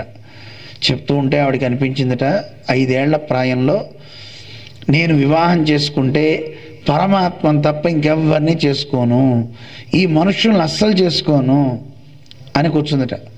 వాళ్ళ నాన్నకి మనసులో బెంగ ఏర్పడింది. అయ్యో అమ్మ, ఎక్కడి నుంచి తేను, ఇంతకీ ఎవరిని చేసుకుంటావు నువ్వు అంటే, ఎవరా పరమాత్మ, నాకు ఆ పరమాత్మ గురించి చెప్పంటే, ఆ స్వామి 108 క్షేత్రాల్లో ఉన్నాడు. వాటినే 108 దివ్య తిరుపతులు అంటారు అని ఒక్కొక్క క్షేత్రం గురించి చెప్తూ ఉంటే, ఒక్కొక్క స్వామి గురించి చెప్తుంటే వాడికి ఒక్కొక్క రకమైన ఆనందానుభూతి కలిగింది. శ్రీరంగం అని రంగనాథు గురించి చెప్పగానే వెంటనే ఆవిడకి ఒళ్ళు గగురుపాటు వచ్చేసిందండి. నాన్న నేను ఈయన్నే చేసుకుంటా అని రంగనాథుని వివాహం చేసుకుంటా అని చెప్పిందట. అని చెప్పి ఆ స్వామిని ప్రార్థిస్తూ చేసినటువంటి వ్రతమే ఈ వ్రతం. అయితే ఎలా చేయాలి వివాహం? ఓ చమత్కారం జరిగింది. ఆయన నాన్న అన్నట్ట, అమ్మా దేవుణ్ణి చేసుకోవడం అంటే మాటలా, ఆయన ఎక్కడా మనం ఎక్కడా అన్నట్ట. అనగానే ఇవిడ ఏం చేసిందో తెలిసిన, వాళ్ళ నాన్నగారు రోజు పూలమాల కట్టగానే ఆ మాల మెళ్ళో వేసుకుని వాళ్ళ పెరట్లో బాగుండి ఆ బావి దగ్గరికి వెళ్ళి చూసుకునేదట. ఆయన అందానికి నేను సరిపోతానా? నాన్న అన్నాడు కదా ఆయన ఎక్కడా నువ్వెక్కడా అని. ఆయన సౌందర్యానికి నేను సరిపోతానా సరిపోనా అని రోజు ఆ బావిలో చూసుకునేదటండి. చూసుకొని మళ్ళీ తండ్రి గారు చూస్తే బాగుండదని గబగబా తీసి మళ్ళీ బొట్లో పెట్టేసేది. ఒకరోజు దేవునికి సమర్పించే మాలలో వెంట్రుకలు వచ్చినాయి. అయ్యో ఇది ఎలా సమర్పించాలి దేవుడికి, పనికి రాదే అనుకున్నాడు. అలా అనుకున్న సందర్భంలో రెండో రోజు మళ్ళీ చూసేట ఆ అమ్మాయి తను ధరించింది. ధరిస్తే అయ్యయ్యో ఇలాంటి పాడు పని చేసావా, దేవుడికి ఇచ్చేది ఎంగిలి చేసి ఇవ్వకూడదమ్మా, స్వామి ఈరోజు నీకు మాల లేదు అన్నాడు. వాళ్ళ ఊర్లో ఉన్న స్వామికి పేరు వటపత్రశాయి అంటారు. ఆకు మీద పడుకుంటాడు, మర్రి ఆకు మీద పడుకునే స్వామి. ఇప్పుడు మనకి పెద్దగా కనపడతాడు అనుకోండి. ఆ స్వామికి మాల వేయలా. నిద్రపోయారు ఆయన దుఃఖంతో ఏడుస్తూ. అయ్యో నాన్నను బాధ పెట్టానని ఈవిడ బాధపడుతూ అలా పడుకుంది. కల్లో రంగనాథ స్వామి వచ్చేట. వచ్చి స్వామి చెప్పాట, ఏమయ్యా నువ్వు కట్టే మాలలు వేసుకుంటున్నాను అనుకుంటున్నావా, ఆ కట్టే మాలలకి అంత అందం ఎందుకు వస్తుందో తెలుసునా, మీ అమ్మాయి తన శరీరం మీద వేసుకోవడం వల్లే. తాం స్పృష్ట్వా మామపి స్పృశ, రోజు ఆవిడకి వేసాకే నాకు మాల తీసుకొచ్చి వెయ్యి, ఆవిడ శేషం వెయ్యి. ఇప్పుడు చూడండి, ప్రియురాలు చేతి నుంచి వచ్చిన వస్తువు ప్రియుడికి ఎక్కువ ఆనందాన్ని ఇస్తుందట. ఇది రామాయణంలో మనకి చెప్తారు. శ్రీరామచంద్రుడికి చల్లని గాలి వచ్చి తగిలిందట, తట్టుకోలేకపోయాడు. విరహ వేదన, అయ్యో ఇక్కడ సీత లేదే, ఏ వాయుదేవా ఒకసారి సీతమ్మని తాకి తర్వాత నన్ను వచ్చి తాకు. ఈ పని దేవుడు ఇప్పటికీ మనతో చేయిస్తున్నాడు. చేస్తున్నాడా లేదా? ఎక్కడ చేస్తున్నాడు చెప్పండి? ఎవరు చెప్తారో వాళ్ళకు మంచి ప్రైజ్ ఇస్తా. మీరెవరు చెప్పకండి, నా ప్రైజ్ నా దగ్గరే పెట్టుకుంటా. చెప్పేనా? మీరు గుళ్ళో పూజ చేయించడానికి వెళ్తారా? వెళ్ళినప్పుడు పూజా ద్రవ్యాలన్నింటినీ పంతులు గారు ఏమంటారు, ఒకసారి తాకమంటారా? ఎందుకు మిమ్మల్ని తాకమంటున్నారు చెప్పండి? ఇవి నావి అని మీరు చెప్పడానికి కాదండి. దేవునికి సమర్పించి ఆ పుష్పాలు మీ చేతికి తగిలితే అప్పుడు దేవుడికి మరింత ఆనందంట. భక్తులు తాము స్పృశించి ఇచ్చినటువంటివి, అంటే వాళ్ళు ముట్టుకుని ఇచ్చిన వస్తువులు అంటే ఆయనకి ఇష్టంట. అందుకే తన ఇంట్లో వెన్న ఉన్నా దేవుడు తినలా. ఎక్కడికి వెళ్ళి తిన్నాడు? గోపికలు కష్టపడి వెన్న చిలికి చేత్తో ఇలా తీసి వెన్న అలా వేస్తారు కదా, వాళ్ళ కరస్పరిశ అయింది కదా. ఆ కరస్పరిశ అయినటువంటి దానికి మహిమ ఎక్కువటండి. భక్తుల చెయ్యి తగలాలి. ఇప్పుడు మనం చెయ్యే తగలనేమో, అన్ని గరిటెలే స్పూన్లే, చెయ్యి ఎంత నీట్నెస్ అండి అందరికీ కదా. ఎవడు చేత్తో పెట్టడానికి వీల్లేదు ఇప్పుడు ఈ రోజుల్లో. కానీ దివ్య దేశాల్లో ఇప్పటికి మరి ఆ చేత్తోనే ప్రసాదం పెడతారు, గరిటెలు వాడరు. అంటే ఆ కరస్పర్శకి అంత గొప్పతనం ఉంటుందట. ఎవరిది? భక్తుని యొక్క కరస్పర్శకి. ఎందుకంటే వాడితో ప్రసాదంతో పాటు భక్తి కూడా అలా జాలువారుతుందట. ఆ భక్తి కూడా మనకి జనిస్తుందట. అందుకని భక్తుని చేతి నుంచి రావాలి అంటారు. స్వామికి కూడా అందుకే భక్తులందరూ తాకితే తనకి ఇష్టం, అందుకే మనతో తాకిస్తారు. మీరు కావాలంటే చూడండి, ఏదైనా పూజలు జరిగేటప్పుడు పెద్దవాళ్ళు ఎవరైనా గురువులు ఉంటే, జీఆర్ స్వామి లాంటి వాళ్ళు పూర్ణాహుతి చేసేటప్పుడు హోమం చేస్తారు కదా, ఏమంటే స్వామివారు ఇప్పుడు స్పృశిస్తున్నారు అంటారు. అలా ముట్టుకుంటారు. ఎందుకు? పెద్దల యొక్క చేయి దాని మీద పడితే తనకు ఒక పవిత్రత ఏర్పడుతుంది. ఆ పరమాత్మ కూడా ఇష్టము. అందుకే భక్తులందరితో తాకిస్తారు. అందరితో తాకించడం కష్టం కనుక ఒకసారి అందరికీ అలా చూపిస్తారు. మనం ఏం చేస్తాం? గోవిందా అంటూ దండం పెడుతుంటాం. ఎందుకు పెడతామో మనకి తెలియదు, ఎందుకు చూపిస్తాడో వాడికి తెలియదు కదా. మీరు ఎప్పుడైనా గుళ్ళోకి వెళ్ళి అడగండి పంతులు గారిని, ఎందుకంటే నాకు ఇచ్చారు పుష్పాలు, ఇందాక గుడికి తీసుకెళ్ళారు మా వాళ్ళు, రామాలయంకి వెళ్ళాం. వెళ్తే పంతులు గారు ఇచ్చారు, పూలు ఇచ్చారు. ఏంటండి అన్న, మంత్రించి మీరు అందులో వేయండి, శ్లోకం చెప్తా, ధ్యానం చెప్పాలి కదా అన్నాడు. ఓహో అలాగా, సరే అయితే ఏం ధ్యానం మనం చేస్తామండి? అది ఎలాగూ వెళ్ళి దేవుడి దగ్గర పాదాల దగ్గర సమర్పించాలి. మనం చేత్తో ముట్టుకొని రామా అని అలా వేసామనుకోండి, అది అర్చకుడు తీసుకెళ్ళి వేసాడు అనుకోండి, ఆయన అనుకుంటాడు, ఆహా నేను ధన్యుణ్ణి అయిపోయాను రా అనుకుంటాడు. ఎందుకు? స్వామీజీ ముట్టుకున్నారని కాదండి, మీలో ఎవరు ముట్టుకున్నా మన స్పర్శ తగిలితే ఆయనకి ఇష్టం అండి. మీరు గమనించండి, చంటి పిల్లవాడి యొక్క స్పర్శ తల్లికి ఆనందాన్ని ఇస్తుందా కదా. చీ పో నన్ను ముట్టుకుంటావు అంటారా అమ్మ? అందే కదా. వాడు చెయ్యి వేసిన, అమ్మని కొట్టిన, జుట్టు పీకిన అమ్మకి ఎంత ఆనందం అండి. ఆగు నాన్న బుజ్జి అంటుంది తప్ప వాడిని తిడుతుందా? ఒరేయ్ ఇలా చేసావంటే నీ కాళ్ళు విరక్కొడతారా అంటుందా? ఆనందపడుతుంది తప్ప ఏమందండి. అంత ఆనందం పరమాత్మకి మనం స్పృశిస్తే. ఇది చెప్తాడండి పరమాత్మ పెరియాళ్ళ వారికి, అంటే విష్ణు చిత్తుల వారికి. హే విష్ణు చిత్త, రోజు మీ అమ్మాయికి తాకించి వెయ్యి అనగానే ఒక్కసారి నిద్రలోంచి లేచాడు. ఆండాళే అంటూ పరిగెత్తి వెళ్ళాట తన కుమార్తె దగ్గరికి. ఆండాళే అంటే ఏమిటి అర్థం? సాక్షాత్తు నన్ను రక్షించడానికి వచ్చావా నువ్వు? ఎవరమ్మా నువ్వు? భూదేవివా, శ్రీదేవివా, నీలాదేవివా, ఎవరు నువ్వు అని ప్రార్థించాడు ఆయన విష్ణు చిత్తుల వారు. అంటే స్వయానా తండ్రే తన కుమార్తెని దగ్గరికి తీసుకున్నాడు. ఆ తర్వాత నుంచి రోజు ఆవిడ వేసుకున్న మాలే దేవుడికి వెళ్తుంది. అందుకే ఏమంటారు దేవుణ్ణి? ఆవిడ సమర్పించి ఇచ్చింది కదా మాలలు, ఆ మాలలన్నీ ఇచ్చిన గోదాదేవిని ఆముక్త మాల్యద అంటారు. ఏమంటారు?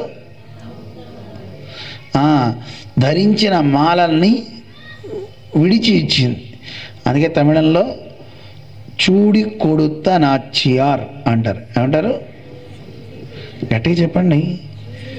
చూడి కొడుత, చూడి కొడుత, చుట్టుకొని కొడుత ఇచ్చినటువంటి అమ్మవారు ధరించి ఇచ్చింది. ఆ ముక్త అంటే తాను ధరించిన దాన్ని వదిలింది, ఇచ్చింది. దేనిచ్చింది? మాల్య దా, మాల్యని మాలని దా ఇచ్చింది కనుక ఆవిడ పేరు ఆముక్త మాల్యద అని అమ్మవారికి పేరు. ఆ పేరుతోనే ఒక గ్రంథం కూడా లోకానికి వచ్చింది. కృష్ణదేవరాయల వారు రాశారు కదా తెలుగులో కావ్యం. అటువంటి తల్లి గోదాదేవి. ఆవిడ చేసినటువంటి వ్రతం గనక దీని తిరుప్పావై వ్రతము అంటే సకల సంపదలు ఇచ్చే వ్రతం అని పేరు. తిరుప్పావై అంటే అర్థం తెలుసుకున్నాం.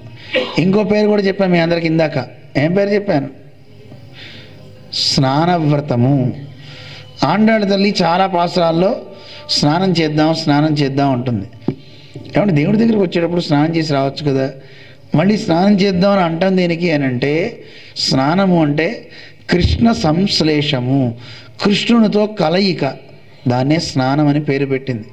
బయట వాళ్ళకి ఈ పదాలు తెలియకూడదు, అందుకే మర్మగర్భం చేసింది. ఎందుకు చేసింది? దీని వెనకాతల ఒక కథ ఉంది. గోదాదేవి ఈ వ్రతాన్ని మొత్తాన్ని అనుకరించి చేసింది. అందుకే దీనికి పేరు అనుకరణ వ్రతము అంటారు. ఏమంటారు? అనుకరణ వ్రతము. ఏమనుకరించింది అమ్మవారు? గోపికలంతా వ్రతం చేశారు కదా కృష్ణుని పతిగా పొందాలని. అలా ఈవిడ కూడా కృష్ణ పరమాత్మని పతిగా పొందాలని వాళ్ళు కాత్యాయని వ్రతం చేశారు, దుర్గామ్మవారిని ఆరాధించారు. నేను కృష్ణుణ్ణే ఆరాధిస్తున్నాను అని గోదాదేవి కృష్ణుణ్ణే ఆశ్రయించుకుంది, ఆయన్నే ఆరాధిస్తుంది. అందువల్ల ఈవిడ పరమాత్మతో సంశ్లేషించాలనుకుంది గనక దీన్ని స్నానవ్రతం అని పిలుస్తారు. ఏమంటారు? స్నానవ్రతము. అలాగే తిరుప్పావై అని ఈ రెండు పేర్లు మీరు బాగా పెట్టుకుంటారా? ఇది మనం చేయబోయే వ్రతం. అయితే ఇంతవరకు బాగానే ఉంది. మరి ఈ ఆండాళ్ళ తల్లి ఇలా వ్రతం చేసేప్పుడు భావన చెందిందని చెప్పాయి కదా. ఏమని భావన చెందింది? కృష్ణుడిని గోపికలంతా ఎలా పొందారని అలా పొందాలంటే నేను కూడా ఒక గొల్లదాన్ని అయిపోతాను అని తన బ్రాహ్మణ స్త్రీ అయినప్పటికీ కూడా తాను ఒక గొల్ల భావాన్ని పొందింది. తన ఉన్న ఊరినే రేపల్లెగా మార్చుకుంది. మనం కూడా అలా చేసుకోవచ్చు. ఇప్పుడు మన ఊరు మొత్తాన్ని కిన్వెట్ మొత్తాన్ని ఏం చేయొచ్చు? మారుద్దామా? ఒక బృందావనంగా రేపల్లెగా మార్చొచ్చా మార్చకూడదా? నందవ్రజం కృష్ణుడున్న ఊరుగా మార్చుకోవాలి. మరి ఈ కృష్ణుడున్న ఊరిలో 5 లక్షల మంది గోపికలు కలిసి వ్రతం చేశారు. మరి మీరందరూ కలిసి వ్రతం చేస్తున్నారు. మరి కృష్ణుడి ఇల్లు ఎక్కడండి అంటే ఎక్కడ కృష్ణుడు ఉంటాడో అదే ఆయన ఇల్లు. సపోజ్ ఏదో ఇల్లు ఇచ్చారు విడిది, అందులో స్వామి ఉన్నాడు కనుక అదే ఆయన భవంతి. మనందరం ఇక్కడి నుంచి అక్కడికి చేరాలి, ఇది వ్రతం. అయితే ఈ వ్రతం చేద్దాం అనుకున్న సందర్భంలో ఆ ఊళ్ళో ఉండే పెద్దలంతా కృష్ణుడు ఆడపిల్లలతో తిరుగుతున్నాడు, మన పిల్లల్ని జాగ్రత్తగా ఉంచాలి అని ఆడపిల్లల్ని కృష్ణుడితో కలవకుండా చేసేసారట. వాళ్ళందరినీ నేల మాడిగల్లో పెట్టేశారట. కొంతకాలం అయిన తర్వాత ఆడపిల్లల్ని బయటికి తీసుకురావాలని పెట్టారట. సరే కృష్ణ పరమాత్మ అలాగే ఊరుకున్నాడు. వానలు లేవు, పంటలు పండట్లేదు.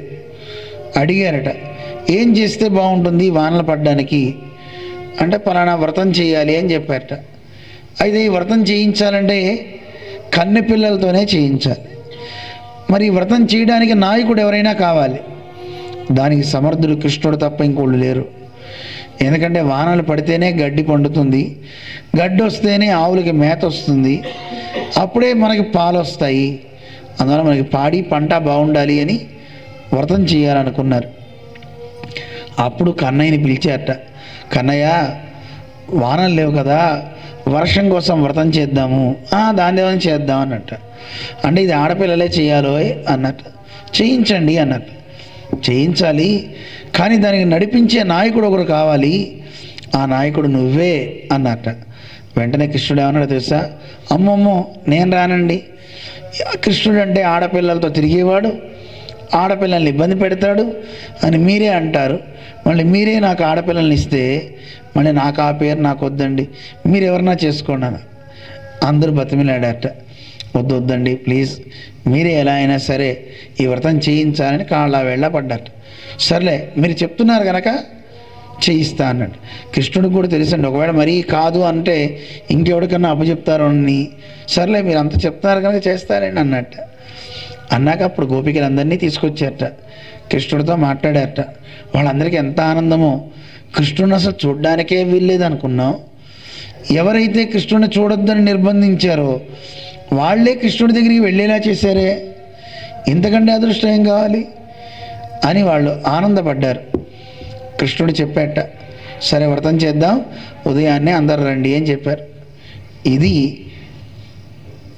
దీనికి ఉండే ఉపోద్ఘాతం అంటారు. ఇక్కడి నుంచి వ్రతం ఆరంభమవుతుంది. మొదటి పాసురం ఒకసారి చెప్తా. ఈరోజు మరి చాలాసేపు ఒక అరగంట లేటుగా ఆరంభించుకున్నాం. మన వాళ్ళు శోభాయాత్ర అని పెట్టి రామాలయంకి వెళ్ళి రావడంతో అందుకే మరి సమయం ఎంతవరకు ఉంటుందో అంతవరకు మనం చెప్పుకోవాలి. మనకి 8 దాకా అన్నారు, ఇంకో అరగంట చెప్పుకుందామా? మిమ్మల్ని ఎవరేం మాట్లాడట్లే, చెప్పమంటారా వద్దా? మీకు కొత్త కదా, ఇంతవరకు ఈ వ్రతం జరగలేదు కనుక ఇక్కడ మీకు అలవాటు అవ్వడం కోసం చేస్తున్నాం. లేదు తగ్గించి చెప్పమంటే తగ్గించి చెప్తా, అంతేగాని మొహాలు మాత్రం వేరుగా పెట్టకండి. అర్థం కాకపోతే అడగండి. ఒకసారి 1వ పాసురం చెప్పుకుందామా? ఒక్కొక్క పాటలో ఏం చెప్తుందో రోజుకొక పాట మనం అందులో చెప్పేది తెలుసుకుందాం. మొదటి పాసురంలో అమ్మ చెప్పే దాన్ని నేను చెప్తూ ఉంటా, అందరం కలిసి అందాం. ఆండాళ్ తిరువడిகளே శరణం மார்கழி திங்கள் மதி நிறைந்த நன்னாளால் நீராட போதுமினோ நேரிழையீர் சீர்மல்கும் ஆயப்பாடி செல்வச் சிறுமீர்கள் கூர்வேல் கொடுந்தொழிலன் நந்தகோபன் குமரன் ஏரார் நந்த கண்ணி யசோதை இளம் சிங்கம் கார்மேனிச்சங்கண் கதிர் மதியம் போல் முகத்தான் நாராயணனே நமக்கே பறை தருவான் பாரோர் புகழப்படிந்து ஏலோரெம்பாவாய். ஆண்டாள் திவ்ய తిరువడిகளே శరణం. ఆండాళ్ అంటే రక్షకురాలని చెప్పాం. ఆ తల్లి యొక్క ప్రకాశవంతమైన శ్రీపాదాలే మాకు రక్షకం అని మనం చెప్పుకున్నాం. తిరువడిகளే శరణం అని. ఇందులో ఒక అద్భుతమైనటువంటి విషయాన్ని ఆండాళ్ళ తల్లి చెప్పింది.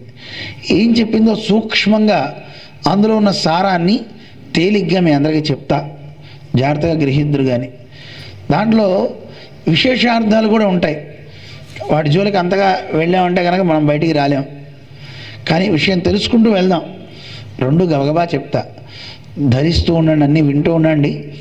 ఎక్కడైనా అర్థం కాకపోతే అడగండి. ఆండాళ్ళ తల్లి ఈ మాసాన్ని చెప్తుంది. ఈ మాసం చాలా గొప్ప మాసం. మార్గళి తింగళ్. తింగళ్ అంటే రోజులు అన్నమాట, 30 రోజులు మాసము అంటారు. మార్గళి మాసం అని దీన్ని పిలుస్తారు. మనం మామూలుగా ఏమని పిలుస్తాం సంస్కృతంలో? మార్గశీర్ష మాసము. అమ్మ పాడినవన్నీ తమిళ దేశంలో అవతరించింది కనుక తమిళంలో పాటలు పాడింది. కానీ ఈ పాటలన్నీ తమిళంలో ఉన్న వీటి ఉంటూ గొప్ప ప్రభావం ఉంటుంది. ఏమంటే మంది కాని భాష మనకెందుకండి అనకండి. మంది కాని భాష అయినా హనుమాన్ చాలీసా చదువుతున్నామా లేదా? మంది కానివైనా తెలియనివైనా అవేవో కాఫీ ఎక్కడో గింజలు తెస్తున్నారు, ఇక్కడ తెచ్చి కాఫీ ఎక్కడో పండేదైనా ఇక్కడ తాగుతున్నారా లేదా? మిమ్మల్నేనండి. మందే అది గింజలు ఎక్కడో తయారు చేస్తాడు ఒక కారు, ఆ కార్ని ఇక్కడ కొనుగోలు చేసి వాడుతున్నావా లేదా? మనది కాకపోయినా వాడుతూనే ఉన్నాం, అన్నీ చేస్తూనే ఉన్నాం. అందువల్ల అలా అనుకోకండి. పాసురాలకు గొప్ప ప్రభావం ఉంది, గొప్ప శక్తి ఉంది. దాన్ని వాడితే మాత్రం అద్భుతం అన్నమాట. ఒక్కొక్క పాసురం ఒక్కొక్క శక్తినిచ్చే దివ్య ఔషధం అన్నమాట. ఎలాగో మీకు రోజు తెలుస్తూ ఉంటుంది, చెప్తూ ఉంటా. ఇందులో అమ్మవారు చెప్తోంది, కాలాన్ని ప్రశంసిస్తుంది. అబ్బా ఎంత గొప్ప కాలం అండి అని. ఏమిటి కాలం యొక్క గొప్పతనం? మార్గళి, మార్గశీర్ష మాసం. భగవంతుడు చెప్పాడు, మాసానాం మార్గశీర్షోహం. అన్ని మాసాల్లోకి మార్గశీర్షాన్ని నేను అన్నాడు స్వామి. మార్గశీర్షము, ఆ పదమే చూడండి ఎంత గొప్పదో.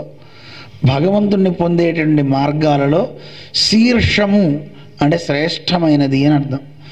దేవుణ్ణి పొందడానికి చాలామంది దీక్షలు చేస్తారు, ఈ సమయంలోనే దీక్షలు చేస్తారు. కానీ దేవుడు ఎవరో ఎవరికి తెలియదు, ఎవరిని పడితే వాళ్ళని చేస్తున్నారు. కానీ ఎవరిని పట్టుకోవాలి? ఈ మాసానికి అధిపతి కేశవుడు. ఎవరు? ఒక్కొక్క మాసానికి ఒక్కొక్క దేవుడు ఉంటాడు. కార్తీక మాసానికి ఎవరండి దేవుడు?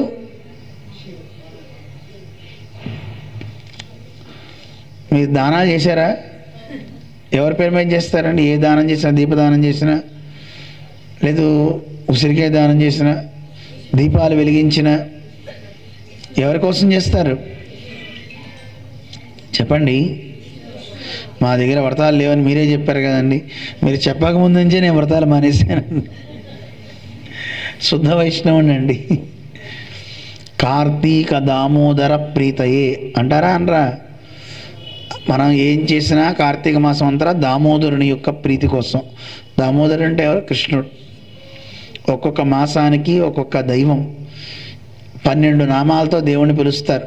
కేశవ, నారాయణ, మాధవ, గోవింద, విష్ణు, మధుసూదన, త్రివిక్రమ, వామన, తర్వాత చూడండి శ్రీధర, తర్వాత హృషికేశ, పద్మనాభ, దామోదర. 12 నామాలు. ఇవన్నీ విష్ణుమూర్తి నామాలే. మీరు ఎవరితో అయినా సరే అక్షరాభ్యాసం చేయించుకుంటే లేదా నామకరణం పెట్టించుకుంటే మాసనామంలో విష్ణుమూర్తి పేర్లే పెడతారు, ఇవే పేర్లు వస్తాయి. అందువల్ల మార్గశీర్ష మాసానికి కేశవ నామంతో ఆరంభమవుతుంది అనమాట. కేశవ అని. ఎంత గొప్ప మాసం అండి ఈ మాసం. ఇలాంటి మాసం ఎక్కడైనా వస్తుందా? అన్ని మాసాల్లోకి ఈ మాసం నేనే అన్నాడు స్వామి. అలాంటి గొప్పదండి. చైత్రమాసం ఎంత గొప్పదో అంత గొప్పదటండి. మాసాల్లోకి చైత్ర అని కూడా గొప్పదంటారు. చైత్ర శ్రీమా నయం మాస అంటారు. చైత్రమాసం ఎందుకు గొప్పదంటేట, ఆ సమయంలోనే రామచంద్రుడు కిరీటాన్ని పెట్టుకున్నట్ట. ఆ సమయంలోనే చెట్లన్నీ పూలను ధరించేట, అవి కిరీటాలు ధరించేట. అంత గొప్ప మాసం అని చైత్రానికి ఎలా అయితే గనక ప్రాధాన్యం ఇస్తారో అంతకంటే ఎక్కువగా మార్గశీర్షానికి ఇస్తారు. అలాంటి గొప్ప కాలం. ఎందుకు మార్గశీర్షానికి ఇవ్వాలి? ఇందులో ఒక రహస్యం ఉంది. ఏమిటంటే ఇది దేవతలకి పగలు రాత్రి అని ఉంటాయి. పగటి కాలాన్ని ఉత్తరాయణం అంటారు, రాత్రి కాలాన్ని దక్షిణాయనం అంటారు. ఇప్పుడు దేవతలకి పగలా రాత్రా? ఇప్పుడు ఉత్తరాయణమా దక్షిణాయనం అండి? దక్షిణాయనం. మరి దక్షిణాయనం రాత్రి కదా, మరి ఇప్పుడు దేవతలందరికీ రాత్రి కాలమేనా పగటి కాలమా? రాత్రి కాదు. ఇప్పుడు ఏ కాలం? ఒక ఆయన అన్నాడు ఇది కలికాలం అండి అన్నాడు. ఇప్పుడు దేవతలకు ఏ కాలం తెలుసా అండి? తెల్లవారుజామునమాట. ఉత్తరాయణం ధనుర్మాసంతో పూర్తవుతుంది. ఇది ఎప్పుడైతే పూర్తవుతుందో అంటే సూర్యోదయం వస్తుంది. సూర్యోదయం రావడానికి ముందుండే కాలాన్ని ఏమంటారు? అరుణోదయ కాలం అంటారు, ప్రాతకాలం అంటారు. మనం చూడండి, సూర్యోదయం వచ్చాక నిద్ర లేవకూడదు. కానీ మనం ఏం చేస్తాం? మన ప్రయాణాలు, మన పనులు, ఉద్యోగాలు, వాటి వల్ల అలా చేస్తున్నాం. కానీ సూర్యోదయం కంటే ముందు లేచిన వాడికి బ్రహ్మవర్చస్సు ఉంటుంది. అనారోగ్యాలు సాధ్యమైనంత వరకు రావు. సాధ్యమైనంత వరకు ఏదో లేనిపోయిన తిండ్లు తింటే మనం ఏం చేయలేం. కానీ ఎవరైతే కనుక ఆ సమయంలో లేచి హరిచింతన చేస్తారో అలాంటి వాడికి ఉండే గొప్ప శక్తి శత విధాలుగా పెరుగుతుంటండి, చాలా ఎక్కువ పెరుగుతుందట. కానీ మనకి ఆ టైమే చెయ్యం, బద్ధకం అన్నీ వస్తాయి. బద్ధకం ఎందుకు వస్తుందంటే దరిద్రం అలా కూర్చుంటుంది కనుక. మంచి పని చేస్తే మనం బాగుపడిపోతాం కదా, అందుకని వివరం లేవు. ఆ సమయంలో కనుక మనం కనుక చేసే చదువు కానీ అవి కానీ చేస్తే ధారణ శక్తి బాగా పెరుగుతుంటండి. తెల్లవారుజామున చేస్తే దాన్ని ఏమంటారు? బ్రాహ్మీ ముహూర్తము అంటారు. ఏమంటారు? బ్రాహ్మీ ముహూర్తే చోత్థాయ అంటారు. బ్రాహ్మీ ముహూర్తంలో లేవాలి. లేచి ఏమనాలి? హరి హరి హరి హరి అనాలి. అంటారా? పొద్దున్న లేవగానే అనాలి, హరిచింతన చేయాలి అంటారు. దానివల్ల అన్ని పాపాలు పోతాయిటండి. పొద్దున్న లేస్తూనే మన నోటి నుంచి ఆ శబ్దం వస్తే ఎంత అద్భుతం అండి. ఆ శబ్దమే వాతావరణంలో ఉండే పొల్యూషన్స్ను కూడా పాడు చేస్తుంది, తొలగించేస్తుంటండి. వాటిని కూడా పొల్యూషన్ మొత్తం ఎగిరిపోతుంటండి. ఒకసారి అందరు గట్టిగా అనండి, హరి హరి హరి అనండి. అంతే. ఆ శబ్దం అన్ని దిక్కుల్లో ఉండే అమంగళాలు పోగొట్టేస్తుందట. పొద్దున లేచి గట్టిగా అరవండి. ఒక ఆవిడ అలా అరవగానే ఉలిక్కి వెళ్ళి లేచేట వాళ్ళు ఆయన. ఏమండి పాపాలు వెళ్ళిపోతాయన్నారు, పడుకున్న మా ఆయన లేచి వెళ్ళిపోయాడండి. మంచిదే కదా, ఆయన కూడా లేస్తే, నిద్ర లేస్తే ఎంతసేపు పడుకుంటాడండి ఇంట్లో. పొద్దునే లేవడం అనేది చాలా మంచిది. అందువల్ల దేవతలంతా కూర్చుని ధ్యానం చేసుకునే గొప్ప కాలం అండి అది. దేవతలకే శక్తినిచ్చే కాలంలో మనం కూర్చుంటే మనకి ఎంత మంచిది చెప్పండి. అందుకే దక్షిణాయనం దేవతలు నిద్రపోయే కాలం కనుక ఆ సమయంలో యజ్ఞయాగాది క్రతువులు కానీ ప్రతిష్టలు కానీ చేయరు దక్షిణాయనంలో. ఎప్పుడు చేయాలి? ఉత్తరాయణంలోనే చేయాలి. వాళ్ళు 6 నెలలు వాళ్ళకి పగలు, 6 నెలలు రాత్రి అన్నమాట. అలాంటి దేవతలకి తెల్లవారుజామునండి ఇది మార్గశీర్షం. అందువల్ల చాలా గొప్ప కాలం ఇది. మార్గళి తింగళ్ మది నిరైందనన్నాళాల్. ఈ వ్రతం చేద్దాం అనుకోగానే ఏ రోజు? పౌర్ణమి రోజు. మది నిరైందా అంటే చంద్రుడు నిండుగా ఉన్న రోజులు.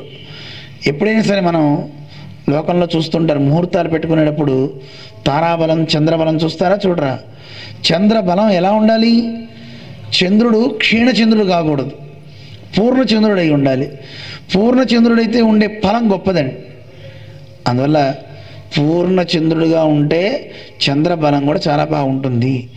మది నిరైందా, చంద్రుడు కూడా ఉన్న మంచి రోజులండి. నన్నాళాల్ అంటున్నారు ఆండాళ్ళ తల్లి.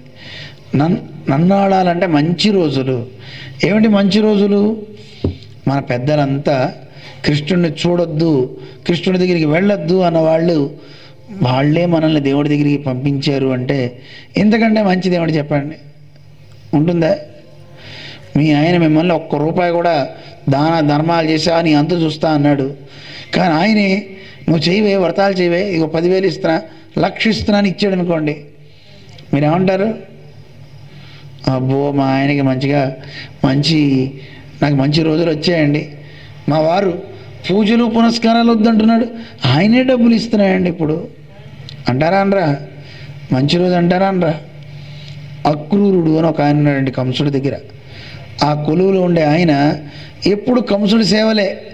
అలాంటి ఆ అక్రూరుడు ఒకసారి ఒక మాట విన్నట్ట. ఆయన చెప్పేట కంసుడు, ఒరే నువ్వు వెళ్ళి కృష్ణుని తీసుకురా ద్వారక్కి, మన మధురాపురానికి అన్నట్టండి. చూడండి ఒకసారి ఆయన మళ్ళీ ఉలిక్కిపడి, సార్ ఎవరిని తీసుకురామన్నారు? ఇక్కడ ధనుర్యాగం చేస్తున్నానని చెప్పు, ఆ కృష్ణ బలరాములను తీసుకురా, వాళ్ళిద్దరినీ లేకుండా తుదముట్టిచ్చేస్తా, పో కృష్ణుడి దగ్గరికి అన్నట్ట. అక్రూరుడు అనుకున్నట్ట, ఎంత ధన్యుణ్ణి, నేను కృష్ణుడి దగ్గరికి వెళ్ళటమా? అద్యమే సఫలం జన్మ సుప్రభాత చ మే నిశా. నాకు చీకట్లు పోయినాయి, నా జన్మ తరించింది, నాకు ఇప్పుడే శుభోదయమైంది అనుకున్నాడు. ఎవరు? అక్రూరుడు. దేవుడి దగ్గరికి వెళ్ళడం అనేది సుకృతం అండి. నిశ అంటే చీకటి పోయి తెల్లవారు అయింది అని అర్థం. ఇప్పుడు మీరందరూ ఇక్కడ కూర్చుంటున్నారంటే మీ చీకట్లన్నీ పోయినాయండి, మనకున్న పాపాలన్నీ పోయినట్టేనా కాదా? బాధపడిపోతున్నారు, ఏవో డబ్బులు పోయినట్టు. ఆనందపడాలండి, చాలా ఆనందపడాలి. పాపాలు పోతే బాధపడాలా, ఆనందపడాలా? ఎవరి మొహాన కనపట్టలే. అందరికీ ఏది పోవాలని ఉందో తెలుసా అండి? తొందరగా ఉపన్యాసం అయిపోతే ఇంటిని పడాలి అని. తొందరగా అయిపోతుందండి, వెళ్దాం. ఇదొక వ్యసనం అండి. ఈ వ్యసనం మంచి వ్యసనం. దీంట్లో పడితే అరే అప్పుడే అయిపోయిందా అనిపిస్తుంది. అందుకే నేను ఎక్కడైనా ఉపన్యాసం గంట కంటే ఎక్కువ చెప్పబుద్ధి కాదు. ఎందుకో తెలుసా అండి? ఎదుటివాడికి ఆతృత పెంచాలని నాకు కోరిక. అరే అప్పుడే అయిపోయిందండి, మళ్ళీ చెప్తే బాగుండండి అనిపించాలి. కానీ మా వాళ్ళు 2 గంటలు పెట్టేశారు. 2 గంటలు ఇక వీలు పెట్టారు. 3వ గంట లోపల అది కొడుతూ ఉంటుంది, లే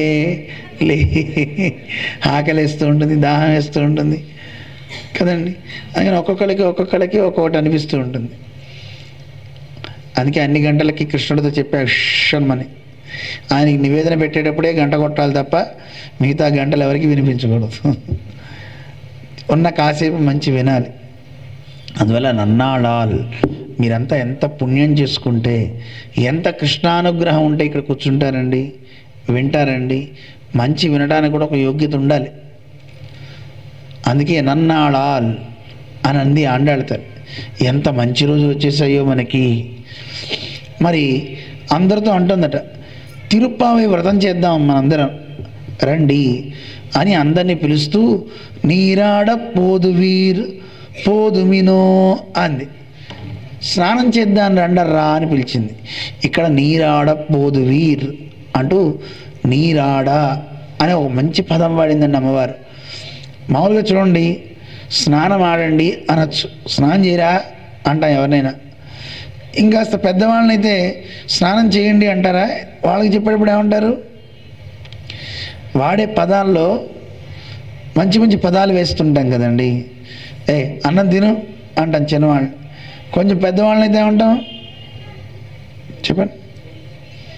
ఏమనరా? వాడే పెట్టుకు తింటాడండి నాకెందుకు అంటారా? ఏమంటాం పెద్దవాళ్ళని? భోంచేయండి అంటారు. ఇంకా పెద్దవాళ్ళని ఏమంటాం? సాపాటు చేయండి ఏమంటారు? సాపాటు. ఇంకా పెద్దవాళ్ళని ఏమంటాం? గురువుల్ని ప్రసాదం తీసుకోండి. మనలో వినయం పెరగాలి. ఏం పెరగాలి? అంతేగాని అందరిలాగా కనపడగానే అన్నం తిన్నారా, టిఫిన్ చేశారా అడగకూడదు. పెద్దవాళ్ళని ఏమని అడగాలి? గురువుగారు కనపడ్డారనుకో, గురువుగారు తిన్నారా అంటే అర్థం ఏంటండి? బాగా మెక్కావా అని అర్థం అండి. ఏం తిన్నావా అలా అనొచ్చునా? అలా అనకూడదు. మాట్లాడే మాటలో సౌమ్యత ఉండాలి. స్వామి మీ పెరుమాళ్ళకి ఆరోగ్యం అయిందా? పెరుమాళ్ళకి నివేదన చేశారా? దేవుడికి నివేదన చేశారా అంటే అర్థం ఏంటి? పొద్దున్న ఎప్పుడో పెట్టేశానండి దేవుడికి అంటే ఇక్కడ దేవుడు కాదండి, ఇక్కడ దేవుడికి అని అర్థం. మీలో మీరు కూడా భగవద్భక్తులు ఒకరికొకళ్ళు సంబోధించుకునేటప్పుడు ఏమే తిన్నావా అని అడగకూడదట. ఏమని అడగాలి? అని ఇప్పుడే చెప్పాగా,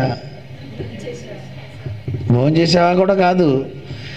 భగవద్భక్తులను అడిగేటప్పుడు ఏమని అడగాలి? మీ దేవుడికి పెట్టావా ఏమని అడగాలి?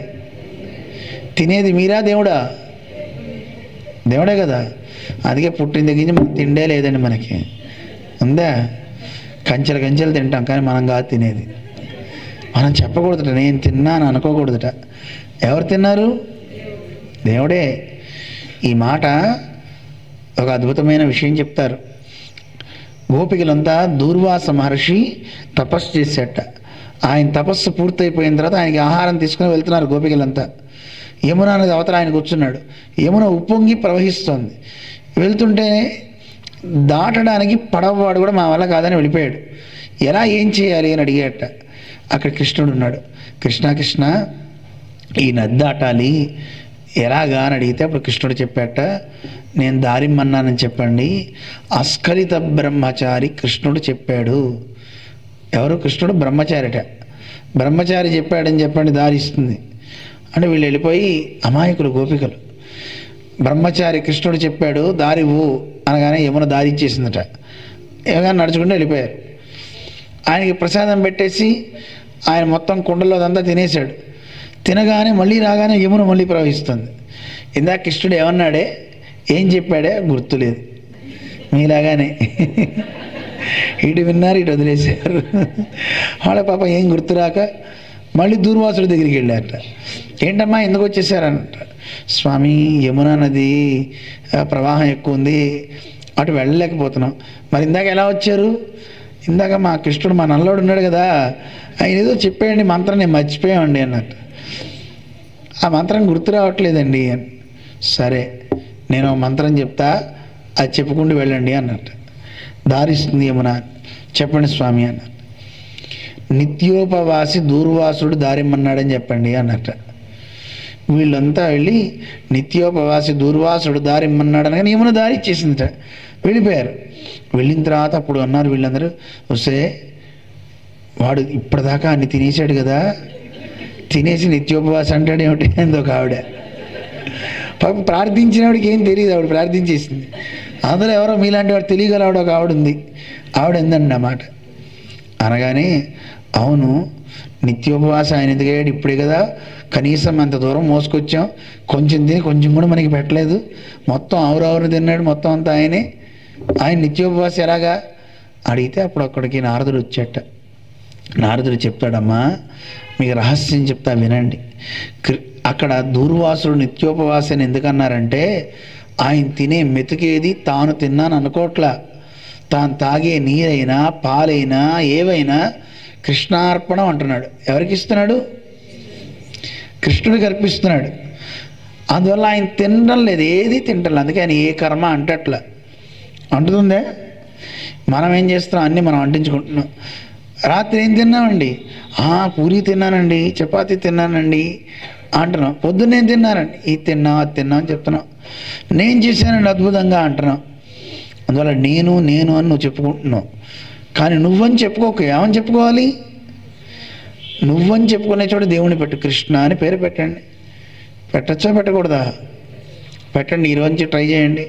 కనీసం ఎప్పటి నుంచన్నా మీ అకౌంట్లో ఒక్క కణం కూడా పడకూడదు. కణం అంటే డబ్బులు కాదండి, తిండి. దేవుడితో చెప్పచ్చు, నా జన్మ అంతా ఉపవాసం చేసి నీకు పూజలు చేశానే అని చెప్పచ్చు. చెప్పచ్చా చెప్పకూడదా? చేస్తారా?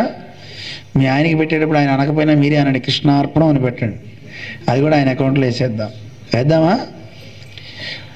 తిండే కాదండి, ప్రతి పని కూడా అలాగే చేయాలటండి. మనం ఏం చేసినా పెరుమాళ్ళు చేయిస్తున్నాడు. ఇప్పుడు మీరు గమనించారో లేదు, మేము వచ్చేటప్పుడు దేవుడికి నమస్కారం చేస్తాం. అక్కడ గురువుగారు ఉంటే గురువుగారికి పాదుకలకి పెరుమాళ్ళకి నమస్కారం చేసుకుని వచ్చేసాం. ఎందుకు అలా వచ్చామో తెలుసా? మాకు జీఆర్ స్వామి చెప్పారు గురువుగారు, ఎక్కడికన్నా మనం వెళ్ళేటప్పుడు మన గురువుకి దేవుడికి నమస్కారం పెట్టుకుని వెళ్తే, స్వామి ఇది నువ్వే చేయించుకో అని చెప్పడం.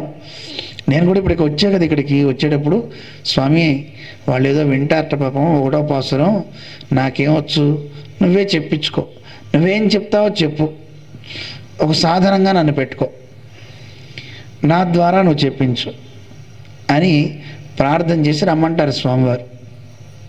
అందువల్ల ఇక్కడికి వచ్చి చెప్పేదంతా ఎవరు? తానే చెప్పించుకుంటాడు తప్ప మనం కాదు. ఇలా మనం భావిస్తూ ఉంటే అది మనకి మంచిది. అందువల్ల ఈ గోపికలు అలాంటి వాళ్ళండి. అక్కడ ఆయన అలా చేశాడు. మరి కృష్ణుడు కూడా బ్రహ్మచారా కాదా? బ్రహ్మచారి ఎలా అంటే 16,000 మంది 16,008 మంది ఉన్నారు కదా భార్యలు. ఆయన ఎలా అవుతాడంటే ఏ ఏ రోజుల్లో భార్యాభర్తలు కలిసి ఉండాలని నియమం ఉందో ఆ వ్రతాన్ని ఆచరించే వాళ్ళంతా బ్రహ్మచారులేటండి.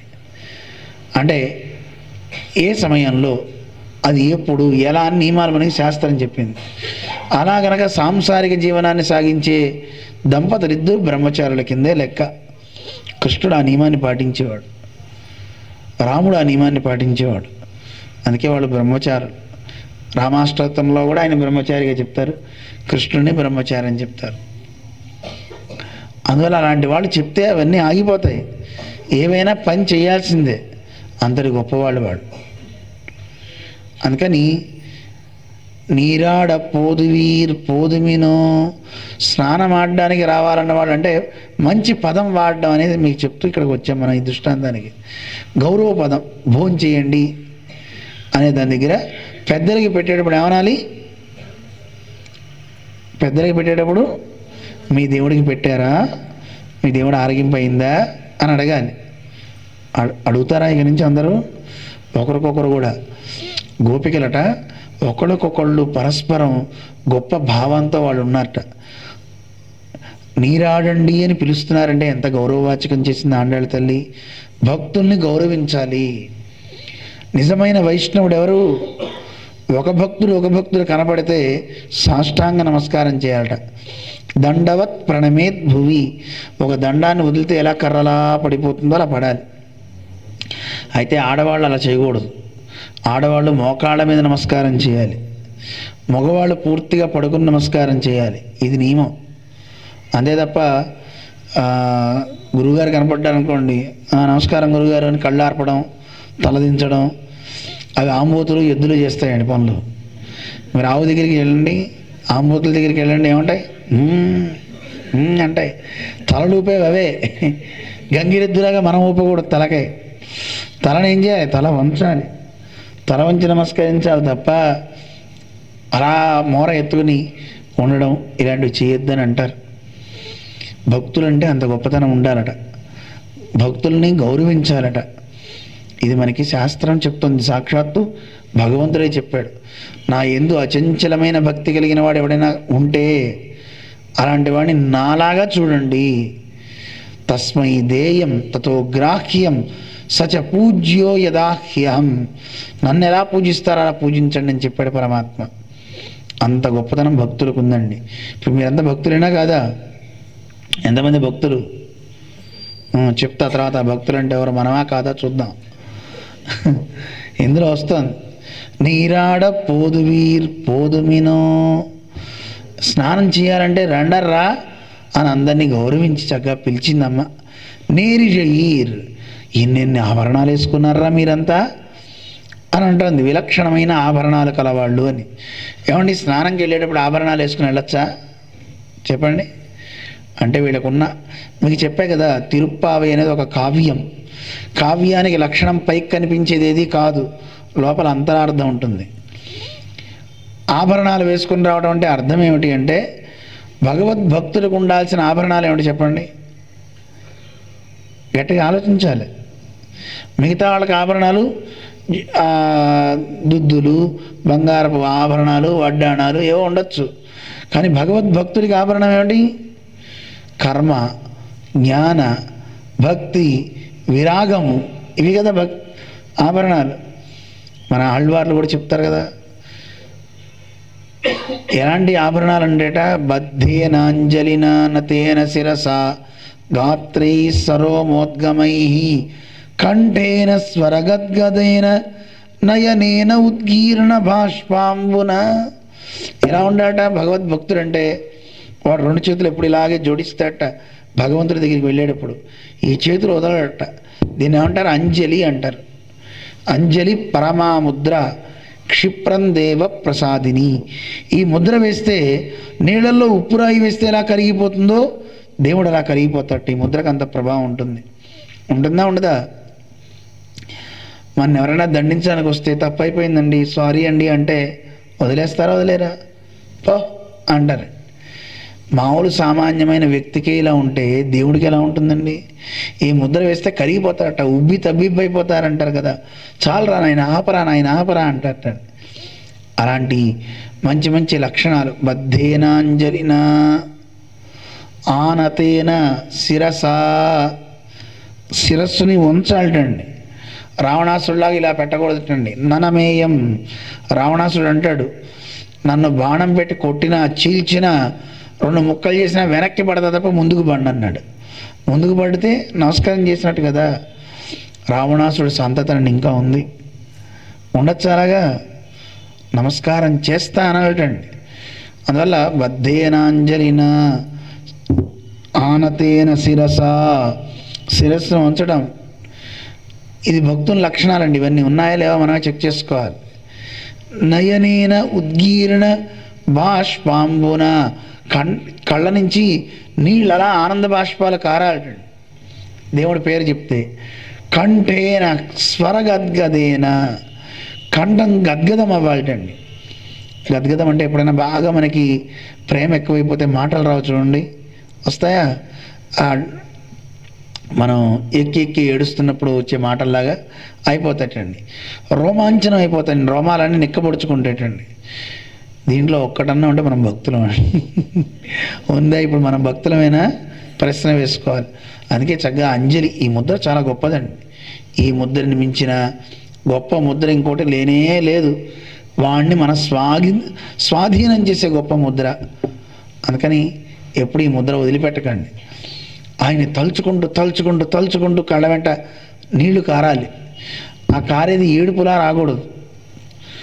ఆనందంతో వచ్చే నీళ్ళకి దుఃఖంతో వచ్చే నీళ్ళకి తేడా ఉంది, తెలుసునా? ఏమిటి తేడా? మీరెవరు చెప్పారు? నేనే చెప్తానండి. కొంచెం చెప్తా అంటే చెప్పండి, వింటా. తెలుసునా తెలీదా? చెప్పేనా? మీరు మంచివాళ్ళండి. ఒక ఊర్లో అయితే ఒక ఆవిడ చెప్పింది, దుఃఖంతో వచ్చే నీళ్ళేమో ఫోర్స్గా వస్తాయండి, ఆనందంతో వచ్చే నీళ్ళేమో స్లోగా వస్తాయండి. మన కరీంనగర్లో ఒక ఆవిడ చెప్పిందండి మన ఈ మధ్య, స్వామివారు దుఃఖంతో వచ్చే నీళ్ళు ఉప్పగా ఉంటాయండి, ఆనందంతో వచ్చే నీళ్ళేమో గవర్నమెంట్ వాటర్ లాగా తీయగా ఉంటాయండి అని చెప్పారు. ఎవరు చెప్పారమ్మా? అలా ఏం ఉండదు. 2 తేడాలు ఉన్నాయండి.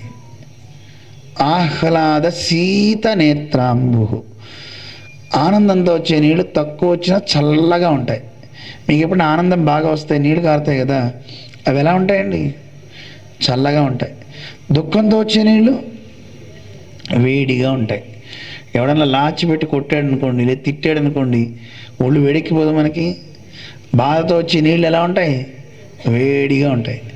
అందుకని నీకు దేవుడి మీద ఆనందం కలిగిందా దుఃఖం కలిగిందంటే ఒకసారి ఆ వాటర్ టచ్ చేస్తే తెలుస్తుంది, మీకే టచ్ అవుతూ ఉంటుంది కదా. అందువల్ల కళ్ళ నీరు కారాలి.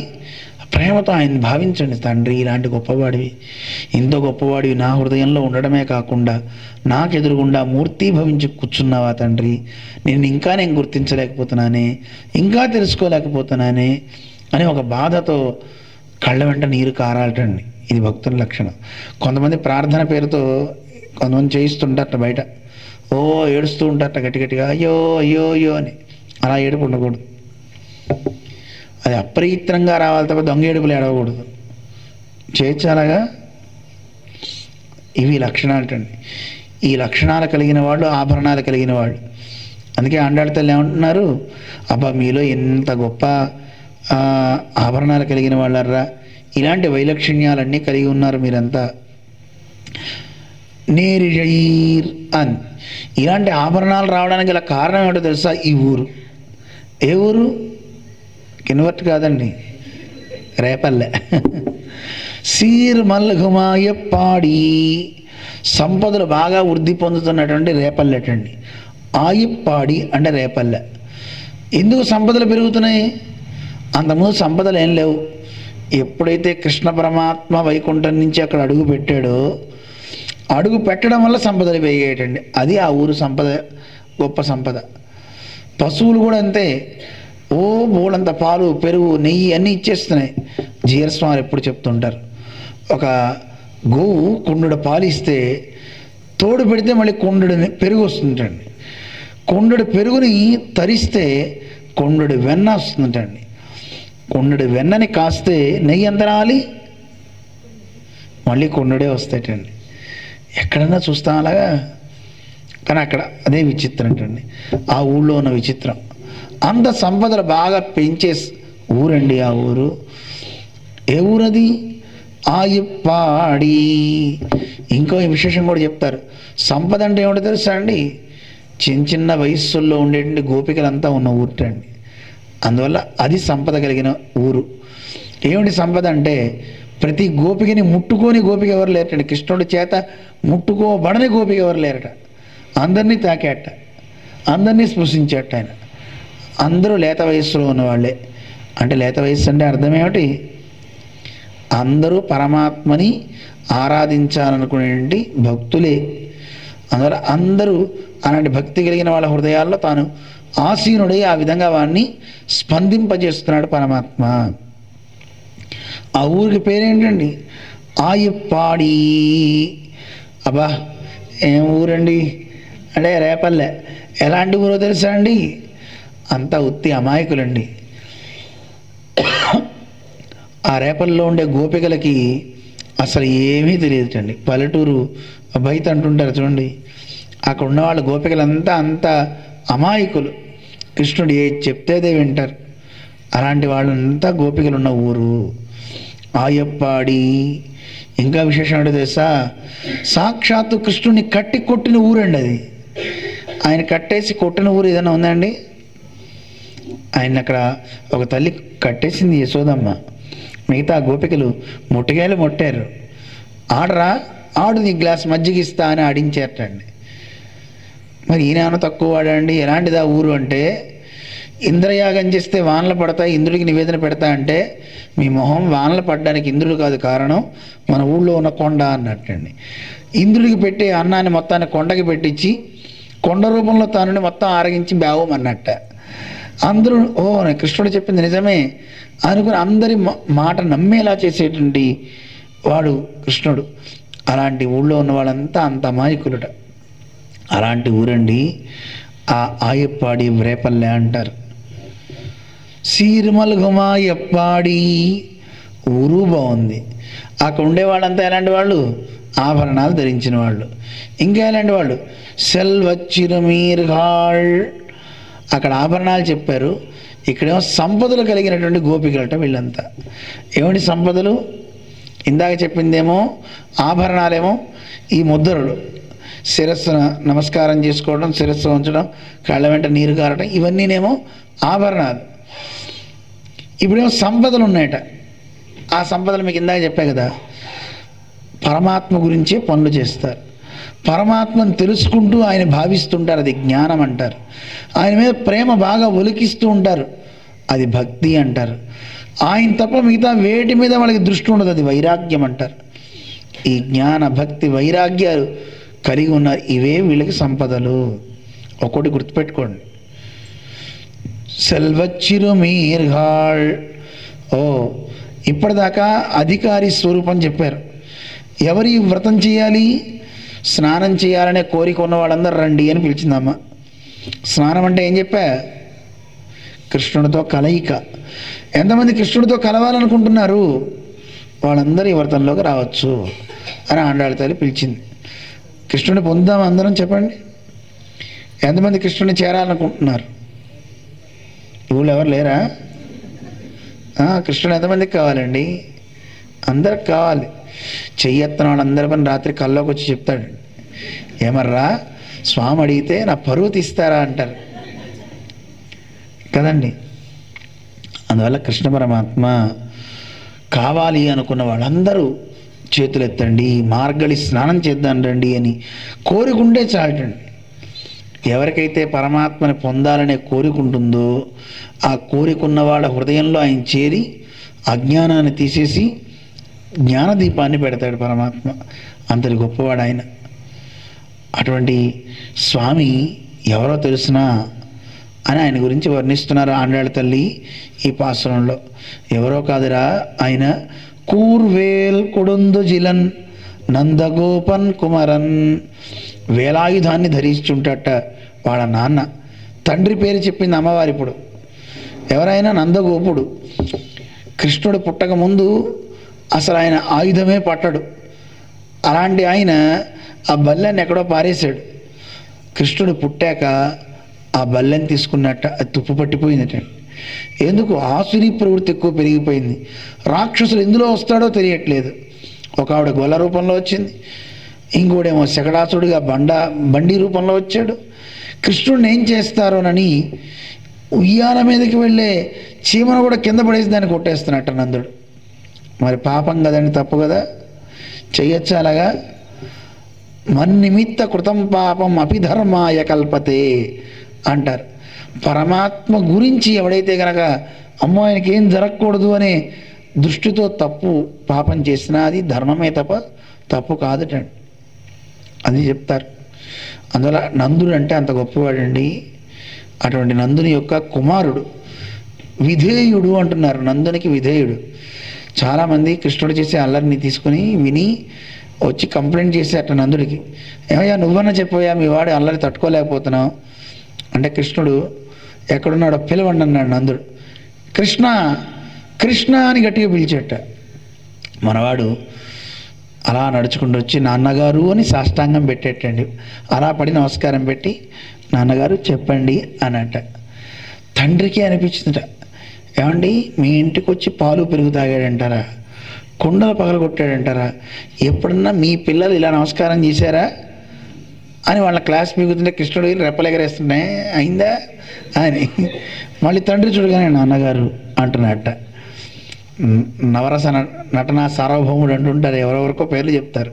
కానీ నిజానికి ఈ పెద్ద రసాలన్నీ చూపించేది ఎవరండి?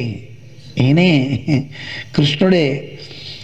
తండ్రి చూసి అనుకున్నట్టు, అబ్బా ఇంత విధేయత, నేను ఈ నందవ్రజంలో మీ పిల్లలెవ్వరికీ ఇలాంటి గుణం లేదు, మా వాడు ఇలా నాకు నమస్కారాలు చేస్తున్నాడు, ఇలా గొప్పగా ఉన్నాడని చూసి మీరంతా కుళ్ళుకుపోతున్నారంటట నందుడు. వాళ్ళంతా అనుకున్నారు, చిచ్చి ఈయంతో చెప్పి వేస్టరా, సరిపోదాం పదండి అని వెళ్ళిపోయారట. అలా నందునికి విధేయుడై ఉంటాడట. తండ్రి దగ్గర భయపడుతున్నట్టుగా నటిస్తాడట. మరి అమ్మ దగ్గర ఎలాంటిది? ఆవిడ కార్మేని, ఆవిడ ఏరా నందకణ్ణి యశోదై ఇళం సింగం. ఆవిడ చాలా అందమైన కాటుక కళ్ళుట, చాలా పెద్ద కళ్ళుట. అలాంటి కళ్ళు కలిగినటువంటి యశోదాదేవికి బాలసింహం లాంటి వాట. ఈవిడ దగ్గరికి వచ్చి అందరూ కంప్లైంట్స్ చేస్తారట అండి. ఒకళ్ళ ఇంట్లోకి వెళ్ళి పాలు పెరుగు అన్నీ ధ్వంసం చేశాడు 5 ఏళ్ల పిల్లవాడిగా. ఆవిడ పరిగెత్తుకొస్తే దొరకలేదు. దొరక్కపోయేసరికి ఎలా అయినా సరే కృష్ణుడిని పట్టుకోవాలని ఎలాగో పట్టుకుంది. ఈడ్చుకుంటూ తీసుకెళ్ళిందిటండి కృష్ణుడిని వాళ్ళ అమ్మ దగ్గరికి. ఇంటికి వెళ్ళి తలుపు కొట్టిందిటండి. తలుపు కొట్టగానే తలుపు తీస్తూ ఆవిడ చంకలో ఈయనున్నట్టండి. కళ్ళు నిలవకుండా చూసేట. చూస్తే ఏమిటమ్మా ఎందుకు వచ్చావు? మీ అబ్బాయి చూస్తే అక్కడే ఉన్నాడు. మా అబ్బాయి ఇక్కడే ఉన్నాడు కదా, నా చేతిలో కూడా ఉన్నాడమ్మా, మా ఇంట్లో కుండల్లో అన్ని పాలని పారబోసి ధ్వంసం చేశాడమ్మా అంటే అప్పుడు అందట, అమ్మా మా ఇంట్లో పాలు పెరుగు లేవా, వెన్న లేదా, మీ ఇంటికే రావాలా, అయినా నువ్వు తెచ్చింది ఎవరినో ఒకసారి చూడు అన్నట్టు. చూస్తే వాళ్ళ అబ్బాయి ఉన్నట్టు చేతిలో, కృష్ణుడు లేడు. నువ్వెప్పుడు వచ్చి తెచ్చావు రా అందట అమ్మ. మళ్ళీ వాడిని లాక్కుని వెళ్తూ 4 తన్ని తీసుకువెళ్తుందట. మళ్ళీ ఇంటికి వెళ్ళి చూసేసరికి ఎవరున్నారు చేతిలో? కృష్ణుడు ఉన్నట్టు. ఓరి మాయావి, ఇలా చేస్తావా, 5 ఏళ్ల పిల్లాడే అన్నట్ట. ఇగో ఇంకోసారి నాతో పెట్టుకుంటే ఈసారి మీ అబ్బాయి వేషం కాదు, మీ ఆయన వేషం వేస్తా అన్నట్టు. వద్దునా నాయన, నువ్వు పోరా బాబు, కావాలంటే నన్ను అడిగితే పాలు పెరుగు వెన్న బయట పెడితే తీసుకుపో, ఏం చేస్తావో చేసుకోపో. ఏం జరిగింది అక్కడ? మా ఏం చేయలే, 5 ఏళ్ల పిల్లవాడిని అలా పట్టుకుని లాక్కుపోతుంది కదా, చెయ్యి వదులు, నొప్పి నొప్పి, ఈ చెయ్యి తీసుకో అన్నట్ట. అన్నప్పుడు ఆవిడ వెనక్కి తిరిగి అట్లా ముసుకేసుకుంటారు కదా ఆడవాళ్ళు, అలా వేసుకుని అలా తీసుకెళ్తుంది. రోడ్డు మీద అందరూ ఉంటారు కదా, అలా వెళ్ళే సందర్భంలో ఈ చెయ్యి బదులు ఈ చెయ్యి ఇచ్చే లోపల వాళ్ళ అబ్బాయి చెయ్యి ఇచ్చేట కృష్ణుడు. వెళ్ళిపోయి అమ్మ దగ్గరికి వెళ్ళిపోయాడు. అమ్మ ఎత్తుకో ఎత్తుకో అన్నట్ట. అమ్మ ఎత్తుకుంది. తలుపు తీస్తే అక్కడున్నాడు. ఆవిడ వెళ్ళిపోయి దించు దించు అన్నట్ట. బాబ్బా, ఎత్తుకోమనేది నువ్వే, దించమనేది నువ్వేనా? ఈ లోపల మళ్ళీ పరిగెత్తుకుంటూ వచ్చేసాడు.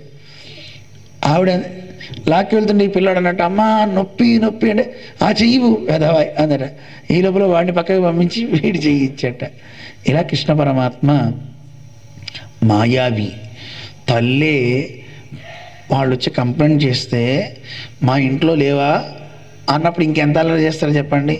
తల్లి దగ్గర బాలసింహంలా ఎగిరి గంతులు వేస్తాడట. కుందేల్లా ఉంటాడా? ఉండడు కదా. అందువల్ల ఇక్కడ ఇళం సింగం, ఆయన ఎలాంటి వాడండి? కార్మేని, ఆయన నీలమేఘ శ్యామం, చాలా అందమైన దేహం, నీలమాణిక్యం అంటారు. ఆయన యొక్క రూపం చూస్తే మణి విడంబిని తస్య మనోహరేవ పుషసక్తమన ముని మండలి, అన్నిటినీ కట్టేసుకున్న ఇంద్రియాలు కట్టేసుకున్న మునులే ఆయన రూపాన్ని చూస్తే ఒక్కసారి అందరు కూడా ఆ ఇంద్రియాలని వదిలేసుకుంటారట. ఏమైపోతాయో తెలియదు. రంభా ఊర్వశి మేనక వస్తేనే వాళ్ళ యొక్క ఇంద్రియ చాంచల్యమైన ఋషులు కదా, సామాన్యమైన వాటి జోలికి పోలేరు. అక్కడ ఇంద్రియ నిగ్రహం బాగానే ఉంటుంది. కానీ వాళ్ళ దానికంటే ఎక్కువ రూపాలు కనుక వస్తే తట్టుకోలేరు వాళ్ళు కూడా. మరి అన్నిటికంటే గొప్ప రూపం ఎవరిదండి? పరమాత్మ కదా. ఆయన్ని మించిన ఆకర్షణ ఏదన్నా ఉందా? ఎంత కట్టేసుకున్న ఇంద్రియాలైనా సరే కట్టలు తెంచుకుని వచ్చేసిందేటండి. అలా వాళ్ళ మనస్సులు ఆ రూపం చూడగానే వ్రతం చేసేవాడు వ్రతాన్ని మానేశాడు, వేదాలు చదివేవాడు వేదం మానేశాడు. వేదం అముంచత, వ్రతం అముంచత, హోమం అముంచత. హోమం చేస్తూ స్వాహ ఆ రూపాన్ని చూసి నోరు తీసి అలా పెట్టేసేటండి. ఏంటది ఆ రూపం? మనం కూడా అంతే కదా. లోకంలో ఎక్కడైనా అద్భుతమైన సౌందర్యం కనబడితే పని ఆపి అటు చూస్తారా చూడరా? చెప్పండి ఎవరైనా. ఆఫ్టర్ ఆల్ టీవీలో ఒక సీరియల్ చూస్తుంటేనే పక్కన ఏం జరుగుతుందో తెలియకుండా ఇంటాయన వచ్చి వెలుగొడుతున్నాడని తలుపు తీసి పెట్టింది. ఇంటాయన రాలేదు, దొంగోడు వచ్చాడు, అన్నీ చుట్టుకుపోయాడు. అరగంట టైం.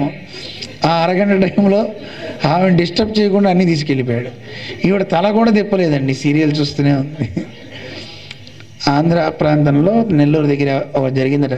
15 ఏళ్ల క్రితం 20 ఏళ్ల క్రితం చూసా అది పేపర్లో. మాట్లాడితే వాళ్ళు ఆయన వస్తే కాలింగ్ బిల్ కొడితే ఈవిడ లేచి వెళ్ళి సీరియల్ ప్రాబ్లం ఎందుకు వచ్చే టైం కదా అని తీసి పెట్టింది. అది ఆ ఒక్క చిన్న పని. చూడండి మనకి ఎంత దృష్టి ఉంటుందో టీవీ మీద. అక్కడ ఇంద్రియాలన్నీ కట్టేసుకుంటున్నారు, మిగతా దాని దగ్గర పోతున్నాయి, అన్నీ పోగొట్టుకుంటున్నాం. గుర్తుపెట్టుకోండి, మామూలుగా ఉండేటువంటి ఇంద్రియాలని ఈ ప్రాపంచిక విషయాల నుంచి దూరం చేసుకున్న ఋషులే ఆ పరమాత్మ సౌందర్యాన్ని చూస్తే అన్నీ వదిలిపెట్టేశారండి. అది ఆయన రూపం. కార్మేని, నీల మేఘం లాంటి అందమైన దేహం. శంకణ్, ఎర్రని నేత్రాలట. ఆ ఎర్రని నేత్రాలకి 2 రకాల అర్థాలు చెప్తారు. వాత్సల్యము, స్వామిత్వము రెండు ఉన్నాయట ఆయన దగ్గర. వాత్సల్యం అంటే ఎన్ని దోషాలు చేసిన వాడి దోషాలనైనా సరే యాక్సెప్ట్ చేస్తాట, ఒప్పుకుంటాట. సరేలేరా నేను అనుగ్రహిస్తారా అంటట. అలాంటిది. అందరికీ నేనే ప్రభువుని. ఆ స్వామిత్వము, సౌలభ్యము, వాత్సల్యము, సౌలభ్యము రెండు చెప్తారు. సౌలభ్యం అంటే అందరికి అందేవాడు, వాత్సల్యం ప్రేమను కురిపించేవాడు. ఈ రెండు ఆయన శరీర ఛాయ ద్వారా తెలుస్తున్నాయి. శంఖణ్, ఆ ఎర్రని నేత్రాలతో అవి చెప్తున్నారు. ఇన్ని చెప్తారండి గుణాలు. ఇంకా ఎలాంటి వాడండి ఆయన? కదిర్ మదియం పోల్ ముగత్తాన్, సూర్యచంద్రులు లాంటి ముఖం కలిగిన వాట ఆయన. అలాంటి అద్భుతమైనటువంటి రూపం కలిగినటువంటి ఆ స్వామి ఎవరు? నారాయణుడు. ఆ నారాయణుడే నమక్కే పరే తరువాన్, మనకి పర అని ఒక వాద్యాన్ని ఇస్తా అన్నాడు. పర అంటే ఒక తప్పెట, లేదు ఒక యజ్ఞ ఈ వ్రతం చేయడానికి ఒక సామాగ్రి. కానీ పర అనేది గుండెలకు పెట్టుకుని కొట్టే ఒక వాద్య విశేషం అన్నమాట. ఇది మనకి పరమాత్మ ఇస్తా అన్నాడు. ఎవరా పరమాత్మ? వైకుంఠంలో ఉండే నారాయణుడు. యశోదకి నందుడికి పుత్రుడిగా ఉన్న ఆయన ఎవరో కాదర్రా, నారాయణుడే. ఆయనే మనకి ఫలాన్ని ఇస్తాడు. ఆయన ఇచ్చేటండి ఆ ఫలాన్ని తీసుకుని పారోర్ పుగజపడింది, లోకమంతా ఆనందించేలాగా వ్రతాన్ని చేద్దాం రండర్రా అని అమ్మ పిలిచింది మొదటి పాసురంలో. ఇది పాసురార్థం.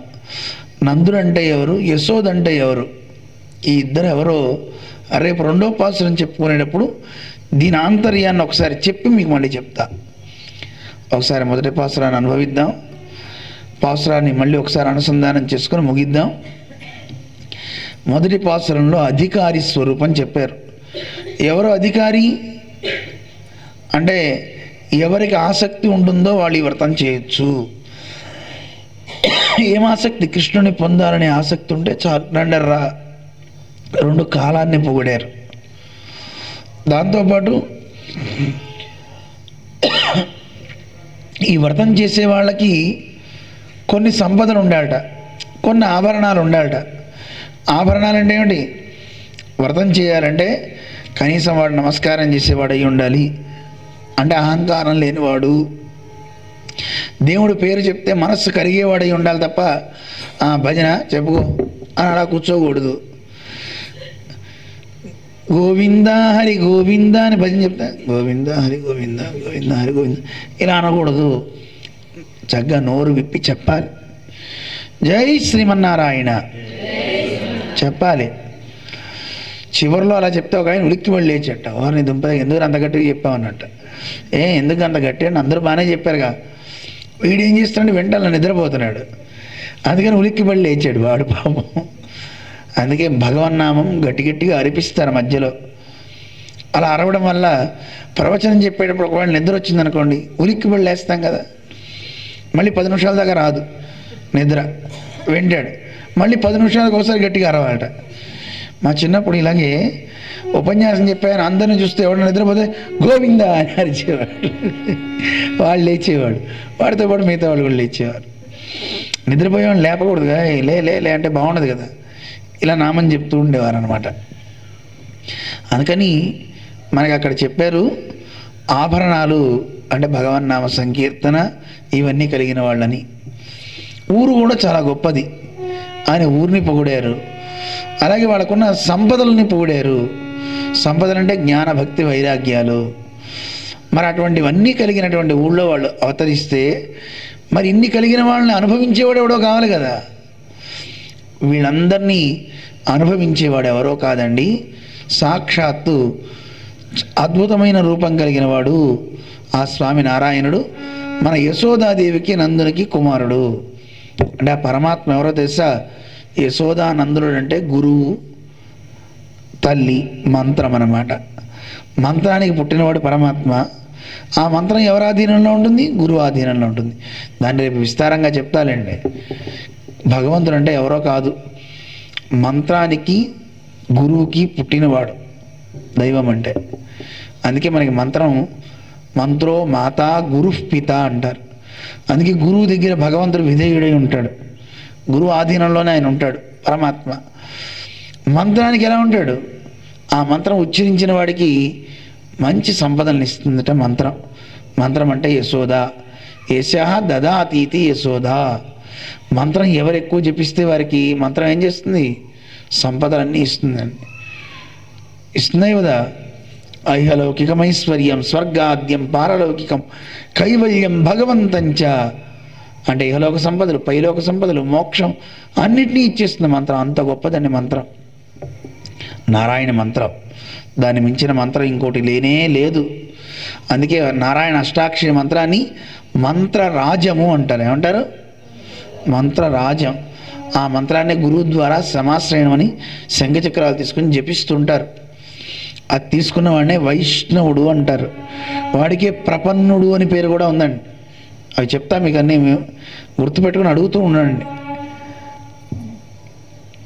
అటువంటి ఆ పరమాత్మ సాక్షాత్తు కృష్ణుడుగా మనకు అందాడండి. ఆయనే నారాయణుడు. మనం కోరిన ఫలాలన్నీ ఇస్తాడు ఆయన. మనం వ్రతం చేద్దాం రండి అని 1వ పాసురంలో అమ్మ చెప్పింది. ఒకసారి పాసురాన్ని చదివి మళ్ళీ మనం రేపు ఉదయం గోష్ఠిలో కలుద్దాం. ఆండాళ్ తిరువడిகளே శరణం. மார்கழி திங்கள் மதி நிறைந்த நன்னாளால் நீராட போதுவீர் போதுமினோ நீரிழையீர் சீர்மல்குமாயப்பாடி செல்வச்சிறுமீர்காள் கூர்வேல் கொடுந்துஜிலன் நந்தகோபன் குமரன் ஏறார் நந்த கண்ணிய சோதை இளம் சிங்கம் கார்மேனி செங்கண் கதிர்மதியம் போல் முகத்தான் நாராயணனே நமக்கே பறை தருவான் பாரோர் புகஜப்படிந்து ஏலோரெம்பாவாய் स्वोच्छिष्टमालिकाबन्ध गन्धबन्धुरजिष्णवे विष्णुचित्ततनूजायै गोदायै नित्यमङ्गलम् विशिष्टाद्वैतसिद्धान्तप्रचारैकविहारिणे श्रीमन्नारायणाचार्यस्वामिने नित्यमङ्गलम् मङ्गलाशासनपरैर्मदाचार्यपुरोगमैः सर्वैश्च पूर्वैराचार्यैः सत्कृतायास्तु मंगलम श्रीमते रम्यजा मातृमुनीन्द्राय महात्मने श्रीरंगवासिने भूयात् नित्यश्रीर्नित्यमंगलम। जय श्रीमन्नारायण, जय जय श्रीमन्नारायण। భగవద్బంధువులారా, మళ్ళీ రేపు ఉదయం 7 గంటలకి మన విడిది, మీ అందరికీ తెలిసి ఎక్కడో నాకు తెలియదు ఆ విడిదిలో మనకి పొద్దున్న